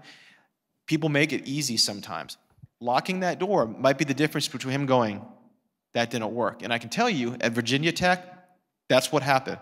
Virginia Tech, the reason why that guy kept coming back to that same room where that young lady was in was because of the fact that the other people had heard what was going on, and they started hardening their doors. Whether they locked it, they put stuff in front of it, so he kept coming back because he didn't have any more available victims. So that's what the locking the door does. Turning the lights out, again, seems simplistic, right? But in conjunction with the locking the door, now the person can't get in, and if he's looking, he can't see. He's wasting time, or she's wasting time. And if you're out of sight, when we make entry into a room, whether it's dynamic or not, there's certain areas that we can see from the hallway, and there's other areas that we call the unknown. And when we talked about, when you saw that video where they all kind of leaned up against that wall, that was the same wall as the door, you can't see that from the outside. So, again, if time's a factor because you're trying to commit a crime and you know the police are on the way, okay, door's locked, lights are off, I can't see anyone, on to the next target. And that's part of what this deny is. barricading the door. Again, huge. Because let's say the person's able to get the door open, and then they open it, and there's just a pile of desks and everything else in between. He or she's going to have to say, is this worth it, or am I going to be able to go to the next thing? And then on top of that, I wouldn't just stop with barricading. I'd be throwing everything I could at this person at that point if they made it in, especially if there wasn't a way for me to get out. Now, obviously, heavier is better, right? More is better. Door stops, you'd be absolutely surprised how a $2 door stop can stop people from coming in. It's absolutely amazing. It's so effective. I mean, you have to put a lot of effort in, and hopefully at that point where the person's trying to beat down the door, maybe everyone else is, rallying, they're grabbing something, a fire extinguisher, they've got a plan. When this guy makes it in, we're gonna crack him over the head with it, and then we're just gonna beat this person into a bloody pulp until the police get here. And of course, excuse my language, but that's perfectly allowed, because that's the mentality you need to have if somebody's trying to kill you or people that you love. Deny. Outward opening doors, you can use rope, a belt, tactical cinches. They sell these things at Home Depot, actually, and Lowe's. It's very simplistic, but you see what he did there with the belt? That's an amazing thing. Again, you have to be aware that, yes, the person could shoot through the door, but again, they might not, okay? And again, doing nothing and just hoping they don't come in your door is not a very good viable option anymore. And defend. Now, this is the part where, look, it's going to be scary, right? But like Sergeant Goggins said, you turn that fear and you turn it into anger, right? How dare this person come to my school, my house, my mall, whatever the case may be, and then try to hurt me, my loved ones, and the people around me. Now, what we talk about is, we're not asking you to be a scuba ninja sniper level 3 or anything like that. Because you know what? Sometimes the people that train the most, they know too much. Something as simple as positioning. You see how they're on either side of that door? He's not going to be able to see them until he crosses that threshold, okay? And a lot of people who don't know what they're doing, they walk around with their gun like this. That's a dumb idea if you're not trying to get your gun taken away, or if you're trying to get your gun taken away. And luckily, most of these people are untrained. What you want to do is you want to go for the weapon or the weapon delivery system, preferably the weapon. If you can get your hand on the gun, if it's a revolver and you can grab the cylinder, that's great. It won't fire, or if it does, it won't go to the next round. A lot of semi-automatic guns, if you grab the slide of it, which is the top part of the gun, it'll knock it out of battery and it won't work. But the good news is even if they get one round off, they're not going to get another one off, because if it's a semi-automatic weapon, you have jammed it. And you want to be able to try to wrestle that weapon away. And I would not let go on that thing. I don't care how hot it got. That gentleman, the hero up in Tennessee at the Waffle House, the guy came in with an AR-15 and started shooting it up, and he grabbed the barrel, and he didn't let go, and it burned his hand. But you know what? He saved a lot of lives in there, right? Skin will grow back. Don't worry about that. I mean, I know it's painful, but again, hero, grab the weapon or the weapon delivery system if you can't get the weapon, and fight as your life depends on it, because it does. Mark has a great joke here. I'm going to let you tell you real quick, because he has much better comedic delivery than I do about fighting. Not really, but you fight like the third monkey trying to get on the ark. Okay? See, when I say it, nobody laughs. They just kind of look at me, and I'm like, is this thing on? Bueller? Anyone? You're holding it too far away. That might be it. So, defending yourself, Lieutenant Brian Murphy, he was responded to the Sikh temple shooting, I believe in Wisconsin, but he got shot 15 times. 15 times. Did not give up, did not give up, did not give up. And he's still here because of that, because of his will to survive. Mindset is key. Mindset is very important. If you believe that you're going to live through this, and you honestly believe that your actions can make you live through this, then there's a very good chance that you will. If you give up, there's a decent chance that you might perish. And so that's what we're trying to teach. We try to teach police officers the same thing. Don't give up. Never, never, never give up, right? Don't give that person permission to take your life. You hold on to that. Lieutenant Murphy thought about his wife, thought about his stepkids, his kids, thought about all the things that he would miss, thought about, I'm not going to let this person do this to me and take me away from them today. It's not today. So very big in mindset. Very, very big part of our training in Woodstock is mindset training. Back to the Virginia Tech for a minute. Second floor. Room 206, I believe he went in first when he started shooting. Ended up going across the hall and to some subsequent rooms. These are the rooms that he went in, and we'll show a little graph as to what happened in each one of these rooms. So the first one, he goes in this 206. This is the one the young lady was in earlier that spoke. And you see in the probably 92% of the people were shot, about 75% killed in that room. That's because he was able to continue to go back and forth because he was not challenged at all. Fish in a barrel, yep. 211, everyone was shot, about 65%. They tried to stop the door with their bodies, and he pushed it open and got in there and killed. So a lesser percentage killed, right? Still people shot. 207, they were able to get their feet against the door and hold them off a little bit. I believe he went from 207 back to 206 at that point, shot more people. Then to 204, where there's a professor who was happened to be a Holocaust survivor. He lived in a communist country in Romania for 30 years of his life. He was a Holocaust survivor, and you can imagine what his mindset was, right? He had survived one of the greatest atrocities known to mankind. Well, he blocked the door. He gave his students time, and 10 of them escaped through the window because he was able to hold that door shut. And unfortunately, they ended up getting in and killing him. But he gave his life saving his students.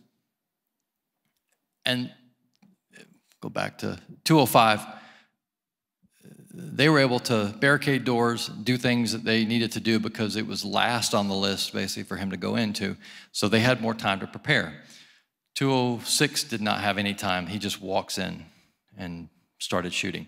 Now, had they all rushed him, this would have been a different outcome. 33 people would not have been killed. I can guarantee it if they had rushed this guy. But they just sat and waited for their turn. And this is what we're telling you not to do. You guys aren't helpless. No matter what your abilities are, you're not helpless. You can do something, right?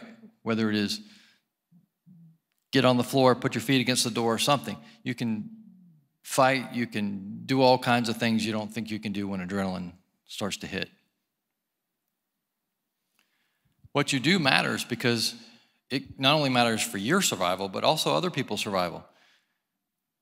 If you do nothing, if you hide, you hope, the chances of them killing more people is very possible. Very possible. We don't like to see that stuff in the news. We don't like to see it when it happens, and we sure don't want it happening in our town or in our area. So we're asking you to just do some mental scripting and think these things over. Get any kind of training you can. So we'll kind of walk through this a little bit. Attack starts. What are our options? Attack starts. We look for our primary exit, okay? Whatever way we came in. Okay, if that's available, we go out it, right? We avoid, we get out. If that's available, get out. If not, we have to deny, and I don't want you to get confused, not denial, but deny entry, right? Deny entry. So we start fortifying. We lock the door. We shut the light off. We move things in front of a door. We put a belt over the, I don't even know what they're called, but the little things on the tops of the doors there. There you go. But we want to, you put a belt on that and you close it up tight, you can't open that door. Pneumatic hinge. And sometimes they also call them tactical cinches now. Be nice if we had a new word for it. Visual over here. But you'll see it. It's a little arm, and you put a tactical cinch. I think there was a slide that showed that earlier, but of a guy putting a belt up there. Yeah. Well, if you tie anything around that that's sturdy, it won't. The door is very difficult to open at that point. If somebody's trying to kill a mass amount of people and they can't get a door open, they're going to go somewhere else because they're trying to kill a bunch of people before cops get there. So, deny entry. Look for any other exits. Okay, I've locked my door. I've put barricades in front of it. Is there a window in here that I can get out of? Is there another door? Is there some other place that I can get out of? If yes, I need to get out. If no, what are my options?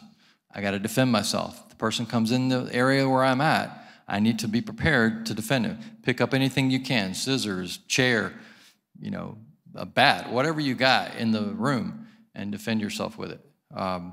They're looking to get away easy, to get a number of people. They're not looking for a fight. They're betting on the fact that you won't fight because they have a gun. That's what they're betting, or a knife, or whatever it is they have. That's kind of the way you need to script yourself, okay? When you do mental scripting, when you need to do mental scripting, this is how you need to script it right here. If something happened, what's the first thing I need to try to do? Avoid. If I can't, deny entry. If I can't do that, defend myself. ADD, avoid, deny, defend. We'll talk about when we arrive. So we're back to the school board meeting, right?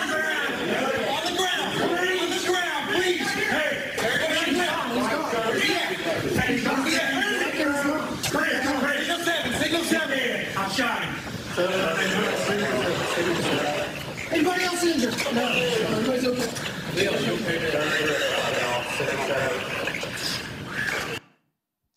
One of the most dangerous times in any kind of encounter like this, obviously, is when, not only when the person's shooting, but also when we get there. Because like I said before, we don't know what's going on. We're probably as stressed out as y'all are, just maybe in a slightly different way, okay? And on top of that, we have very limited information that we're working on. So what happens is when accidents and mistakes happen, it's usually because, one, of a lack of information, and then two, somebody doing something and the officer perceives it as a threat when it turns out later it's not. You know, things happen in law enforcement. There's a case, a Supreme Court case called Graham v. Connor, and it regulates how we use force in the United States. And the courts have said, when we judge what an officer did, it's based on what would another reasonable officer in that same situation have done, given the same set of circumstances at that exact moment. Can't apply a 20/20 hindsight rule. So I can't tell one of my officers, well, you should have known that was a toy gun in his hand, you know, behind the closed business at 3 in the morning. Can't do that. I have to look at it through his or her eyes. And one of the things that we always ask people when we're going to a scene is to comply with the orders that the officers are giving. Most people do, thank goodness. But there's always a few that want to argue with us. And I don't know why that is. They want to have a constitutional debate with us about their Fourth Amendment rights. Look, there's a time for that, and we respect that, but it's not then. Okay, if you think that we treated you wrong, you absolutely should go complain to our superiors. That's fine. But at that particular moment, we're going to be stressed out. We're going to be trying to figure out who the bad guy is, who the good people are. And what happens sometimes is you might have a business owner or somebody that's a manager at a store, and they get a little indignant. They're like, well, don't you know who I am? I have a name tag that says I'm the owner or the business manager. That doesn't really mean a whole lot to us. Again, we don't know who the threats are. Sometimes bad guys dress up like good guys. You know, they want to camouflage themselves. They want to blend in. And when we get there, we have seconds sometimes to sweep an entire area. And then on top of that, in a building like that, we're not just going to assume he's the only threat, right? We're going to be thinking that because where there's one gun, there's two guns. Where there's two guns, there's three guns. That's how we're trained. There could be explosive devices. He could have someone outside waiting for first responders to respond and then come after us. So we have to have all these things kind of going through our head at the same time. So what we ask is, just like you saw in this video, keep your hands where we can see them. And we'll probably talk this a little bit more. If you're an armed citizen, that's fine. Most police officers that I know absolutely respect the Second Amendment. You know, it's that old joke, I carry a gun because cops are too heavy. You know, it's a lot of truth to that, right? You know, and I believe that, you know. But the point being that when we get there, if you got a gun, that gun needs to be holstered, right? It doesn't need to be in your hand. You don't need to wave, we're over here, officer, okay? Because remember when I talked about auditory exclusion? It's a real thing. I've experienced it. He has. You know, visual exclusion, everything starts going like this. I just see a person waving a gun at a shooting. All right, but if that gun's holstered and you're like this, you're not a threat at that moment, okay? And then we'll figure out later, you know, if you didn't do anything wrong, look, you might get handcuffed until we can figure out what's going on, but we will treat you with the most respect that we can, and when we're done, we'll get you out of there nice and safe and sound. Like I said, so like you talked about at the very beginning, we're trained to look at hands, so that the best thing you can do is have your hands out and just comply with whatever the officer's orders are, okay? And we're going to be going in there trying to neutralize the threat. That's our first priority. It's not the health and well-being as far as, you know, stopping bleeding and doing no triage, none of those things. We're not going to be doing those right now. First thing, we got to stop the killing, right? Stop the killing. After we stop the killing, then we can start working on the other part of it. But so it's important you know that that's what we're going to be doing when we come in there. We're not going to be having conversations. We're not going to be, hey, I'm hurt, can you help me? We're going to have to bypass you for that moment because we got to stop other people from getting killed because the numbers are racking up as the seconds tick away. And I haven't forgotten your question. I'll get to you in just a minute. So our priority of responsibility here, and this is difficult for a police officer, I can tell you, and you know, Sergeant Goggins talked about stress inoculation. We actually use schools with real students during the summertime and also during like winter break, and we bring in professionals who, you know, basically put fake blood on them, injuries and whatnot, and we will have officers respond to schools as if it's an active shooter event, and we have to teach these officers, you have to step over these kids or adults laying in the middle of the hallway who are saying, officer, help me, help me, help me, because someone is still shooting down that hallway, okay? We're taught every second equals one life. So we have to stop for a second and we start trying to save everybody, we're gonna end up losing more people in the long run. Okay, so our hierarchy basically is stop the killing, and once we neutralize that threat, then we go back and we stop the dying. Because here's the thing, most EMS, most fire departments will not come in. There's some talk about changing that, but for the most part nationwide, if you're at a place and there's an active shooter, they're going to stage until we give them the clear that it's okay. So if we can't get to the threat and neutralize it, then they're not going to come in. It doesn't help anyone else that's on the ground that's injured or possibly in need of medical assistance. And then we're going to evacuate the area. We're going to start that triage. We'll do it outside. We'll get people out. We'll start getting them to the hospital. Those are people that are ambulatory. We'll get them to walk out. I know sometimes people have told me this sounds cruel, sounds cold, it sounds calculating, but it is what it is. We can't help people if there's still somebody down the hallway killing more people. We have to kind of, like I said, take the emotion out of it. Sometimes people have said, you got to be Spock from Star Trek. Take the emotion out of this and go to the threat. And trust me, it is not easy because you could be stepping over your own child as a police officer trying to get to that threat. And that's not an easy thing to do. Part of our philosophy is if we're on scene, then we want them to shoot at us and not the public. Draw the right? fire. We draw the fire. If we're shooting back, then they can shoot at us, and then everyone else can escape and evacuate, which is one of the biggest parts of this, is evacuating. Ma'am, you had a question?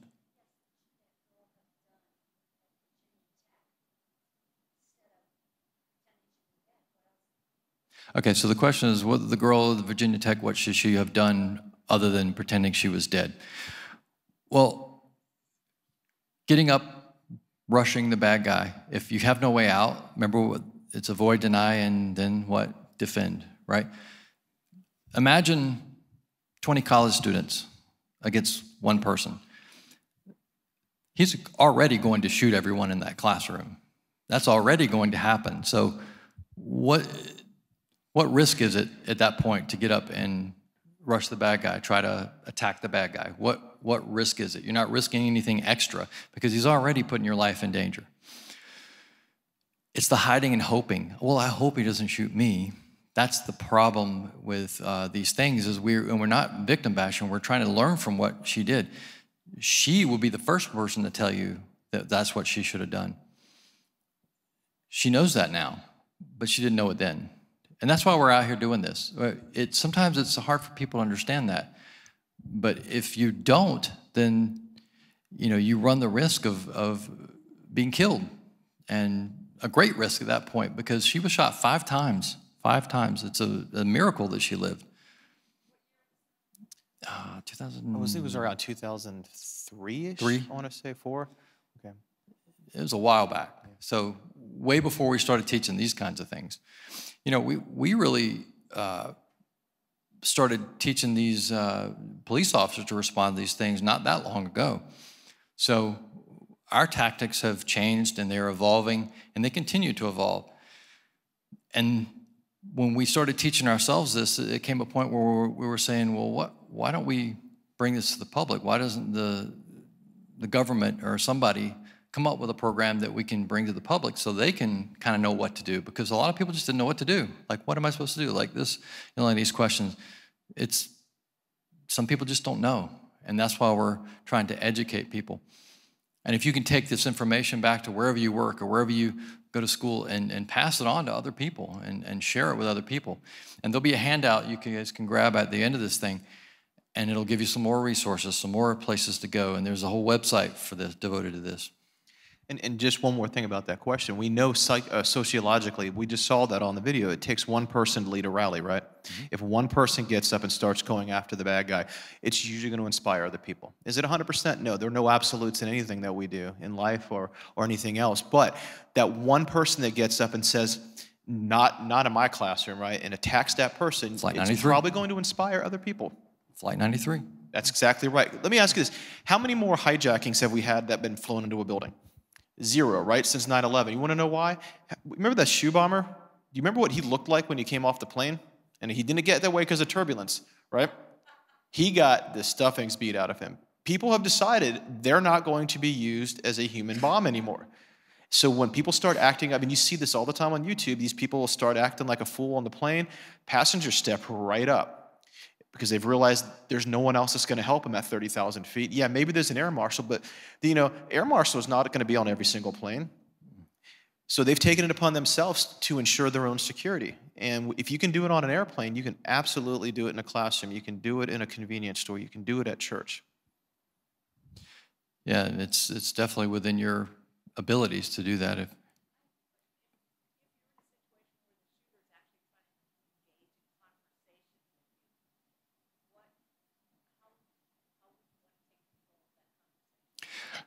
If it's a bad guy trying to take your life, you attack, because there's no conversation that can be had that's going to have a positive outcome for you.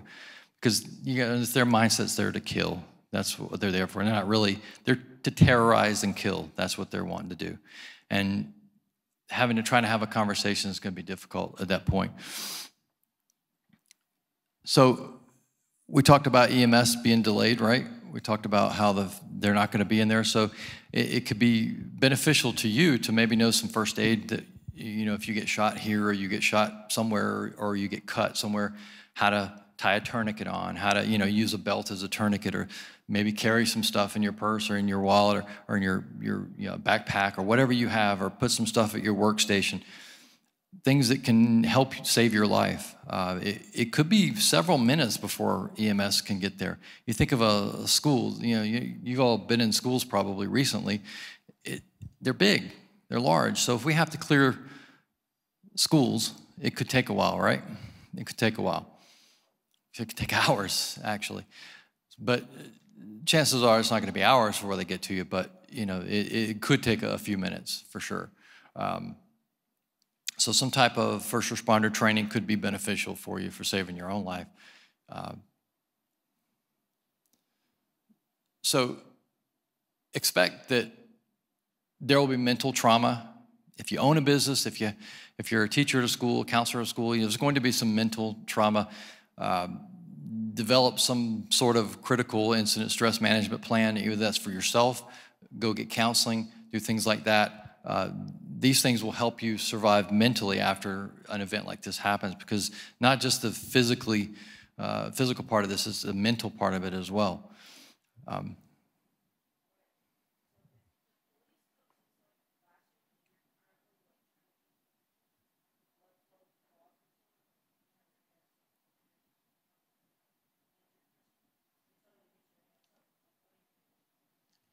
Well, I would get my hands up.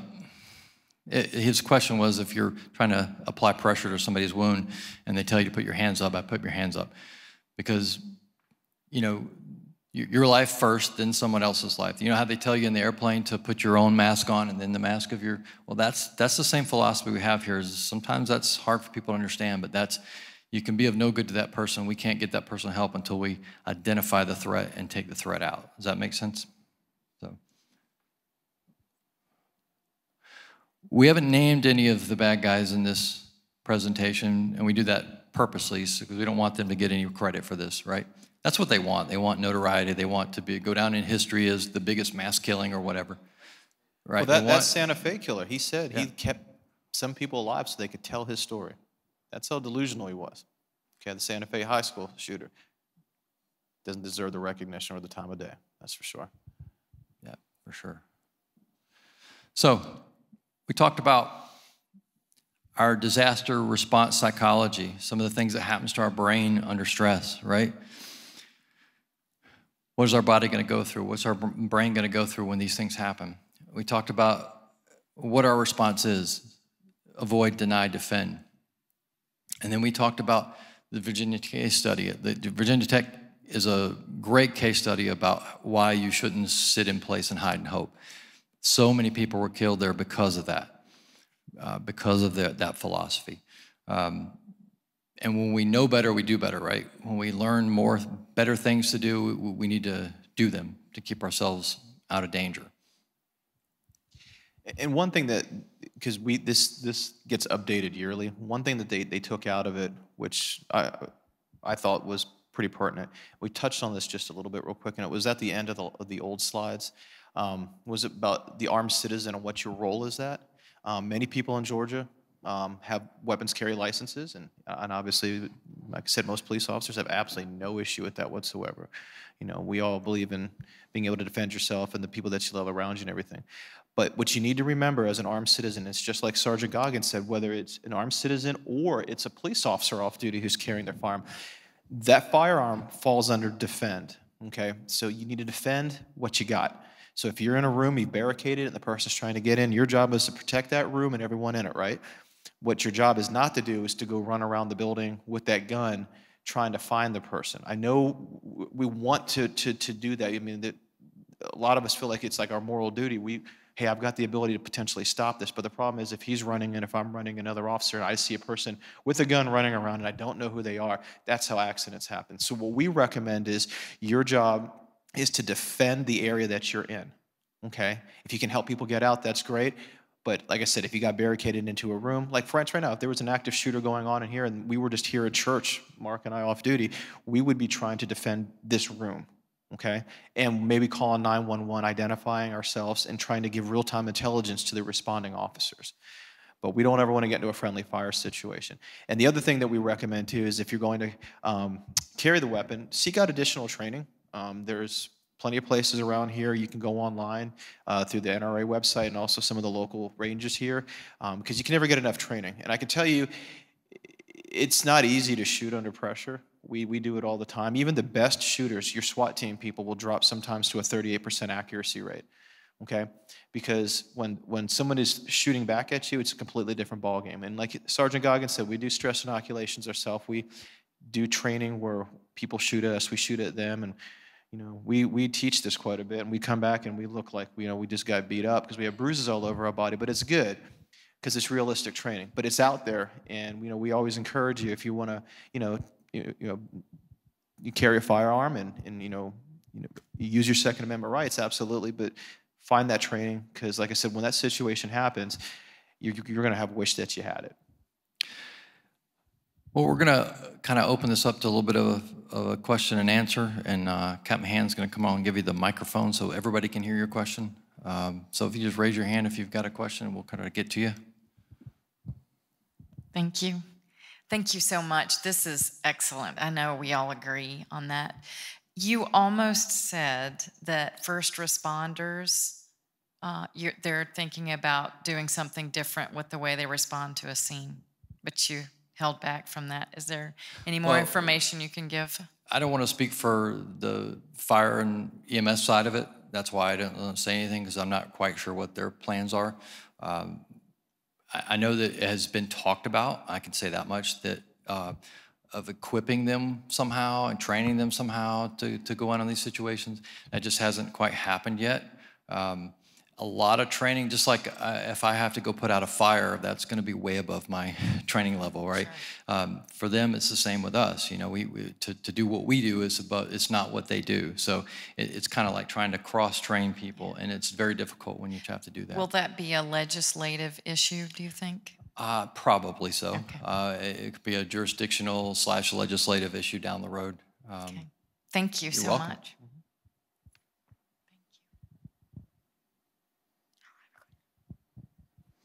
I went over here, I think. It went over there, sir.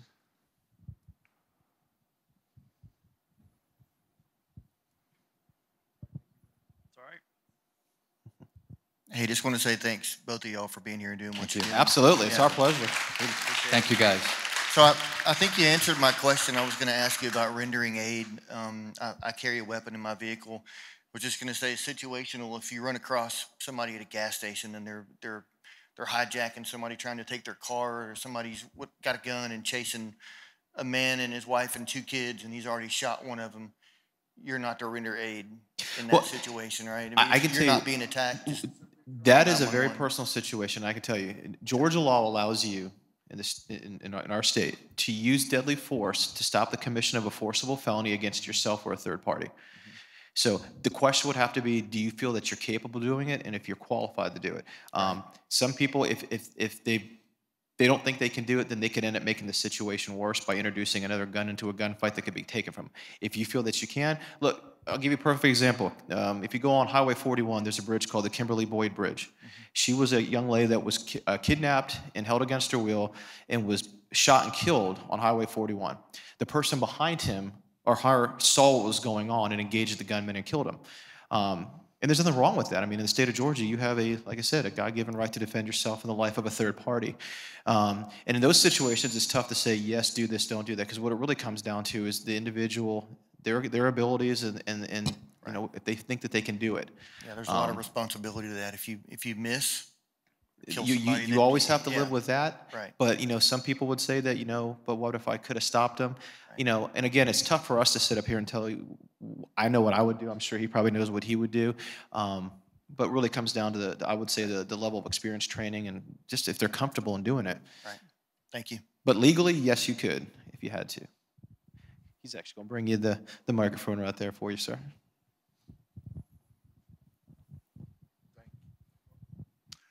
I'm sorry.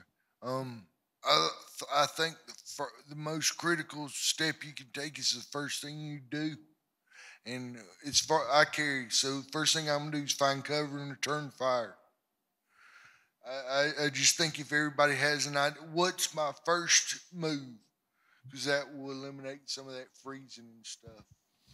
Yeah, it puts you, if you can figure out what you're going to do first and do it, it puts you straight into the, you know, deliberation and action side of it. So, yeah, very true. Yeah, there's a term we use called the OODA loop, or the C.R.A.S.E model: scan, assess, react, and act. And if you can stay ahead of that curve, that's exactly what you're talking about. You kind of pre-planned your response. Yes, ma'am. Hi, I'm concealed carry, single mom with girls at home, but I also volunteer at Mill Creek Middle School. I think that a lot of the concealed carry, number one, education, period.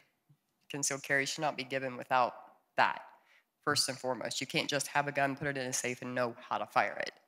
But your defend part, even if you're a concealed carry, I think that taking off the board at the very top of the list should never be go for my gun. If there's another way to defend that would not harm the ones around you, in a school especially, you got kids, you got innocents that you aren't aware of. If you return fire and that's your first line of defense when you could have done it another way, that should be in consideration when you're deliberating. Rather, if you have that time to deliberate, you should never pull the gun first. Even if you are concealed carry, it should be your last resort, not your first. Yeah, and you know the trickiest thing about self-defense is there's no one correct answer when it comes to it.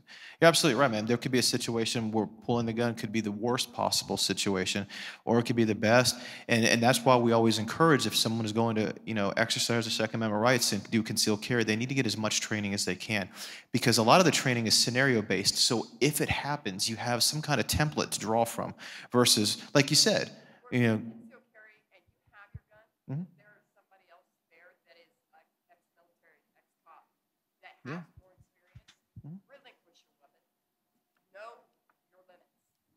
Yeah, we should always know your limitations, obviously. We should really, absolutely. I mean, there are people that I would trust with a gun more than myself, probably, but I think that that's a personal decision, and I think that, every situation is different. Every situation is different. So there is no hard and fast when it comes to that. We have to do what we think is best at the time, given the circumstances that we're under and given our abilities. And sometimes you don't have a choice, sometimes you just don't. We'll do training sometimes, and we'll put two different officers to the exact same scenario, and they'll come up with two completely different ways of doing things, and neither one of them is wrong. It's just what that officer felt was best at the time, based on, like you said, their training experience, what we call the totality of the circumstances. Was there another one over there, sir? Okay. Would it be wrong to go against what your teacher is saying in class? If they're all saying to get in the corner, would it be wrong to go stand by the door? Or if they're on the other side of the school, maybe there's a window by the door in our classroom, would it be wrong to go by that door and break it and go outside? No, to me, that would not be wrong. I would do what I had to do to save my life. So understand if the teacher tells everybody to hide under their desk, which happened at Columbine, that unfortunately that didn't end up well for some of those kids. 10 of them in the library lost their lives because of that mentality. We don't know if that might repeat itself some down the line. So for me, I would tell my son the same thing. I said, if you do what you have to do to save your life, I don't care if it's going against anybody, your teacher, administrator. At that point in time, this is a kind of all hand, you kind of every man for themselves kind of thing, every woman for themselves. Well, that's what it is in this situation. If somebody comes in shooting, it's every person for themselves, because they're not going to be considering what you're thinking about. They're going to consider what they're thinking about, right? We try to maintain order. That's a big part of it. I'll be honest with you, if somebody's at the door, that's probably not the time to go out the door. We want to barricade, we want to deny entry to that door, and then when they come in, we want to attack. The reason we put everybody in a corner is because we can get them out of sight a little easier. We could, there's a lot of schools of thought on this, but I would say that's a personal choice again. That's not a hard and fast rule. Certainly would understand if I were your dad or anybody, or an administrator, your mom or dad, I would understand if that happened and you got yourself out of there.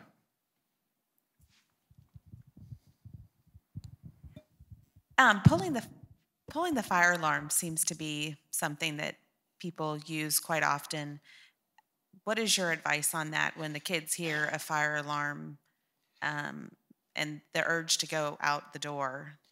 It's fun that you mentioned that, because when I was watching the news 2 or 3 days ago, unfortunately, when that tragedy unfolded in Texas, I thought the same thing. I was like, what do we do now? Because, there hasn't been a child lost to a fire in a long time at a school. Why? Because we trained for it, and they've done it well.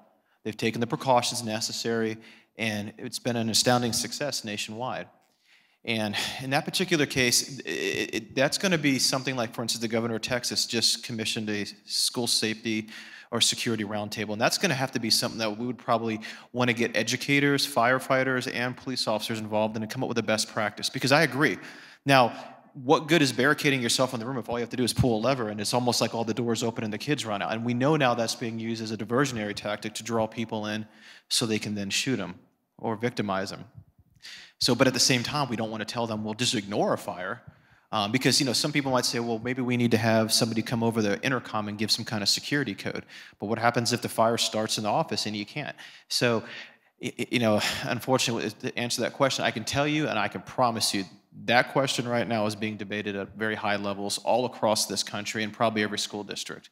What do we do? And I can guarantee you that you'll probably start hearing some stuff like that probably by the end of the summer from all across the country. But I would imagine that's going to be pretty much left up to every local school district as to how they're going to want to handle that one. Very true. But at the minimum, maybe just tread carefully. You know, when you go out there, maybe instead of everyone just running out the door, kind of take the time, see if there's anything, you know, any sounds that you're hearing. Again, having that situational awareness could even apply to that situation. So, because like I said, you know, you could look for smoke where there could be a fire on the other side of the building and it's going to affect the entire campus, you know. That's how that usually goes down. Yeah, Absolutely. It's a very touchy subject, you know. We have to go with what the information we have at the time. That's really all we can do. And some active killers have actually simulated fires by setting off smoke grenades. That's what they did at Columbine. They were throwing smoke grenades to make it seem like there was a fire going on. So at which point, if someone were to hear the fire alarm going off in conjunction with the smoke, would probably think to themselves, okay, you know, most kids don't know, okay, white smoke versus black smoke can mean two different things in terms of what's burning, right? So, you know, unless you have that training, you really probably want to know that. Anybody else? Two up here toward the front.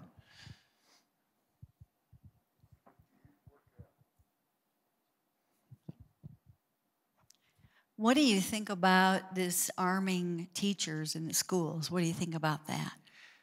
I'm going to be honest with you. We politically, that's not our job, unfortunately, as police officers. Our job, you know, I always have to remind people when they argue with us about the law, we always tell them, look, we didn't write it. We're part of the executive branch. And in this particular case, you know, in the state of Georgia has delegated that responsibility down to the individual school district level. Okay, so what the state of Georgia has said is, if you wish to, here are the parameters that you have to operate in, which requires getting training. Now, what I can tell you is, you know, that's going to be an individual decision that each school district has to make. But I can tell you this, Israel has not had a school shooting in a long time, and they do certain things that involve having people in schools that have guns and you don't know who they are. And since they implemented that after the 1970s, there have been 0 effective school shootings in that country. Now, granted, look, it's a little different over there, okay, because they have people all around them, you know, that potentially want to do violence to them in terms of countries. But one of the things that I got out of that class I was talking about with this gentleman that was an Israeli Special Forces person is he imparted that to us. But again, that's a decision that has to be made on a local level, because one might argue, okay, you know what, like in Texas, in the very rural districts where it can take a deputy 30 minutes to get to a school, maybe it makes sense to find some people that are ex-military, ex-law enforcement, or have the training, right? But you might have another school district that says, hey, we've got 3 school resource officers that are in the building every day. Why would we need to arm a teacher? You know, I always use this analogy. We don't have a federal dog leash law, right? We don't say, you know what, the rules that apply in downtown Atlanta should apply to a dog in Montana, right? And that's the beauty of our country, is the decentralized government. I think as it allows each school district, county, city, state to kind of come up with what works best for them. So, and that's the reason why the state of Georgia pushed that decision down to the probably the most local level that you can, up to the, you know, the city or county school boards and whatnot.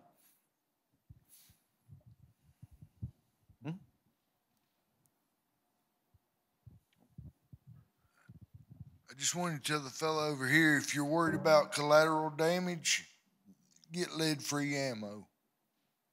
It works. Well, anybody else?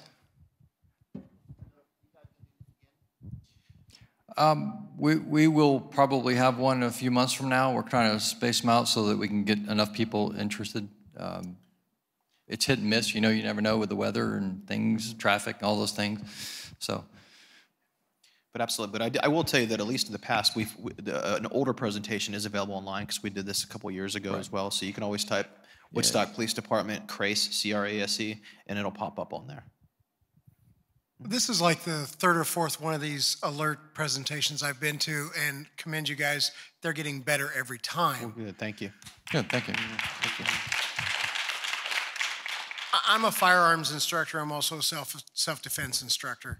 But my question is, it's like the lady said, it's all about education. What percentage of municipalities are actually doing this type of presentation? Well, in Cherokee County, it's pretty strong. That's all I can speak for. I know this is part of a federal initiative, so it's being highly suggested. Somebody said Cobb County's doing it. Yeah, I've been to Marietta's. I've been to yours guys once before. Right. I've been to one other one. It's around here. It's great. Yeah. But I'm curious, coast to coast. Well, you know, this is kind of like a dual thing. You have what's called C.R.A.S.E, which is the civilian component. We have what's called ALERT, which is the law enforcement portion. The ALERT's been around a little longer than C.R.A.S.E, and we do that quite a bit. And you'll see a lot of officers in the state of Georgia have gone through the 2-day to 3-day class that we put them through.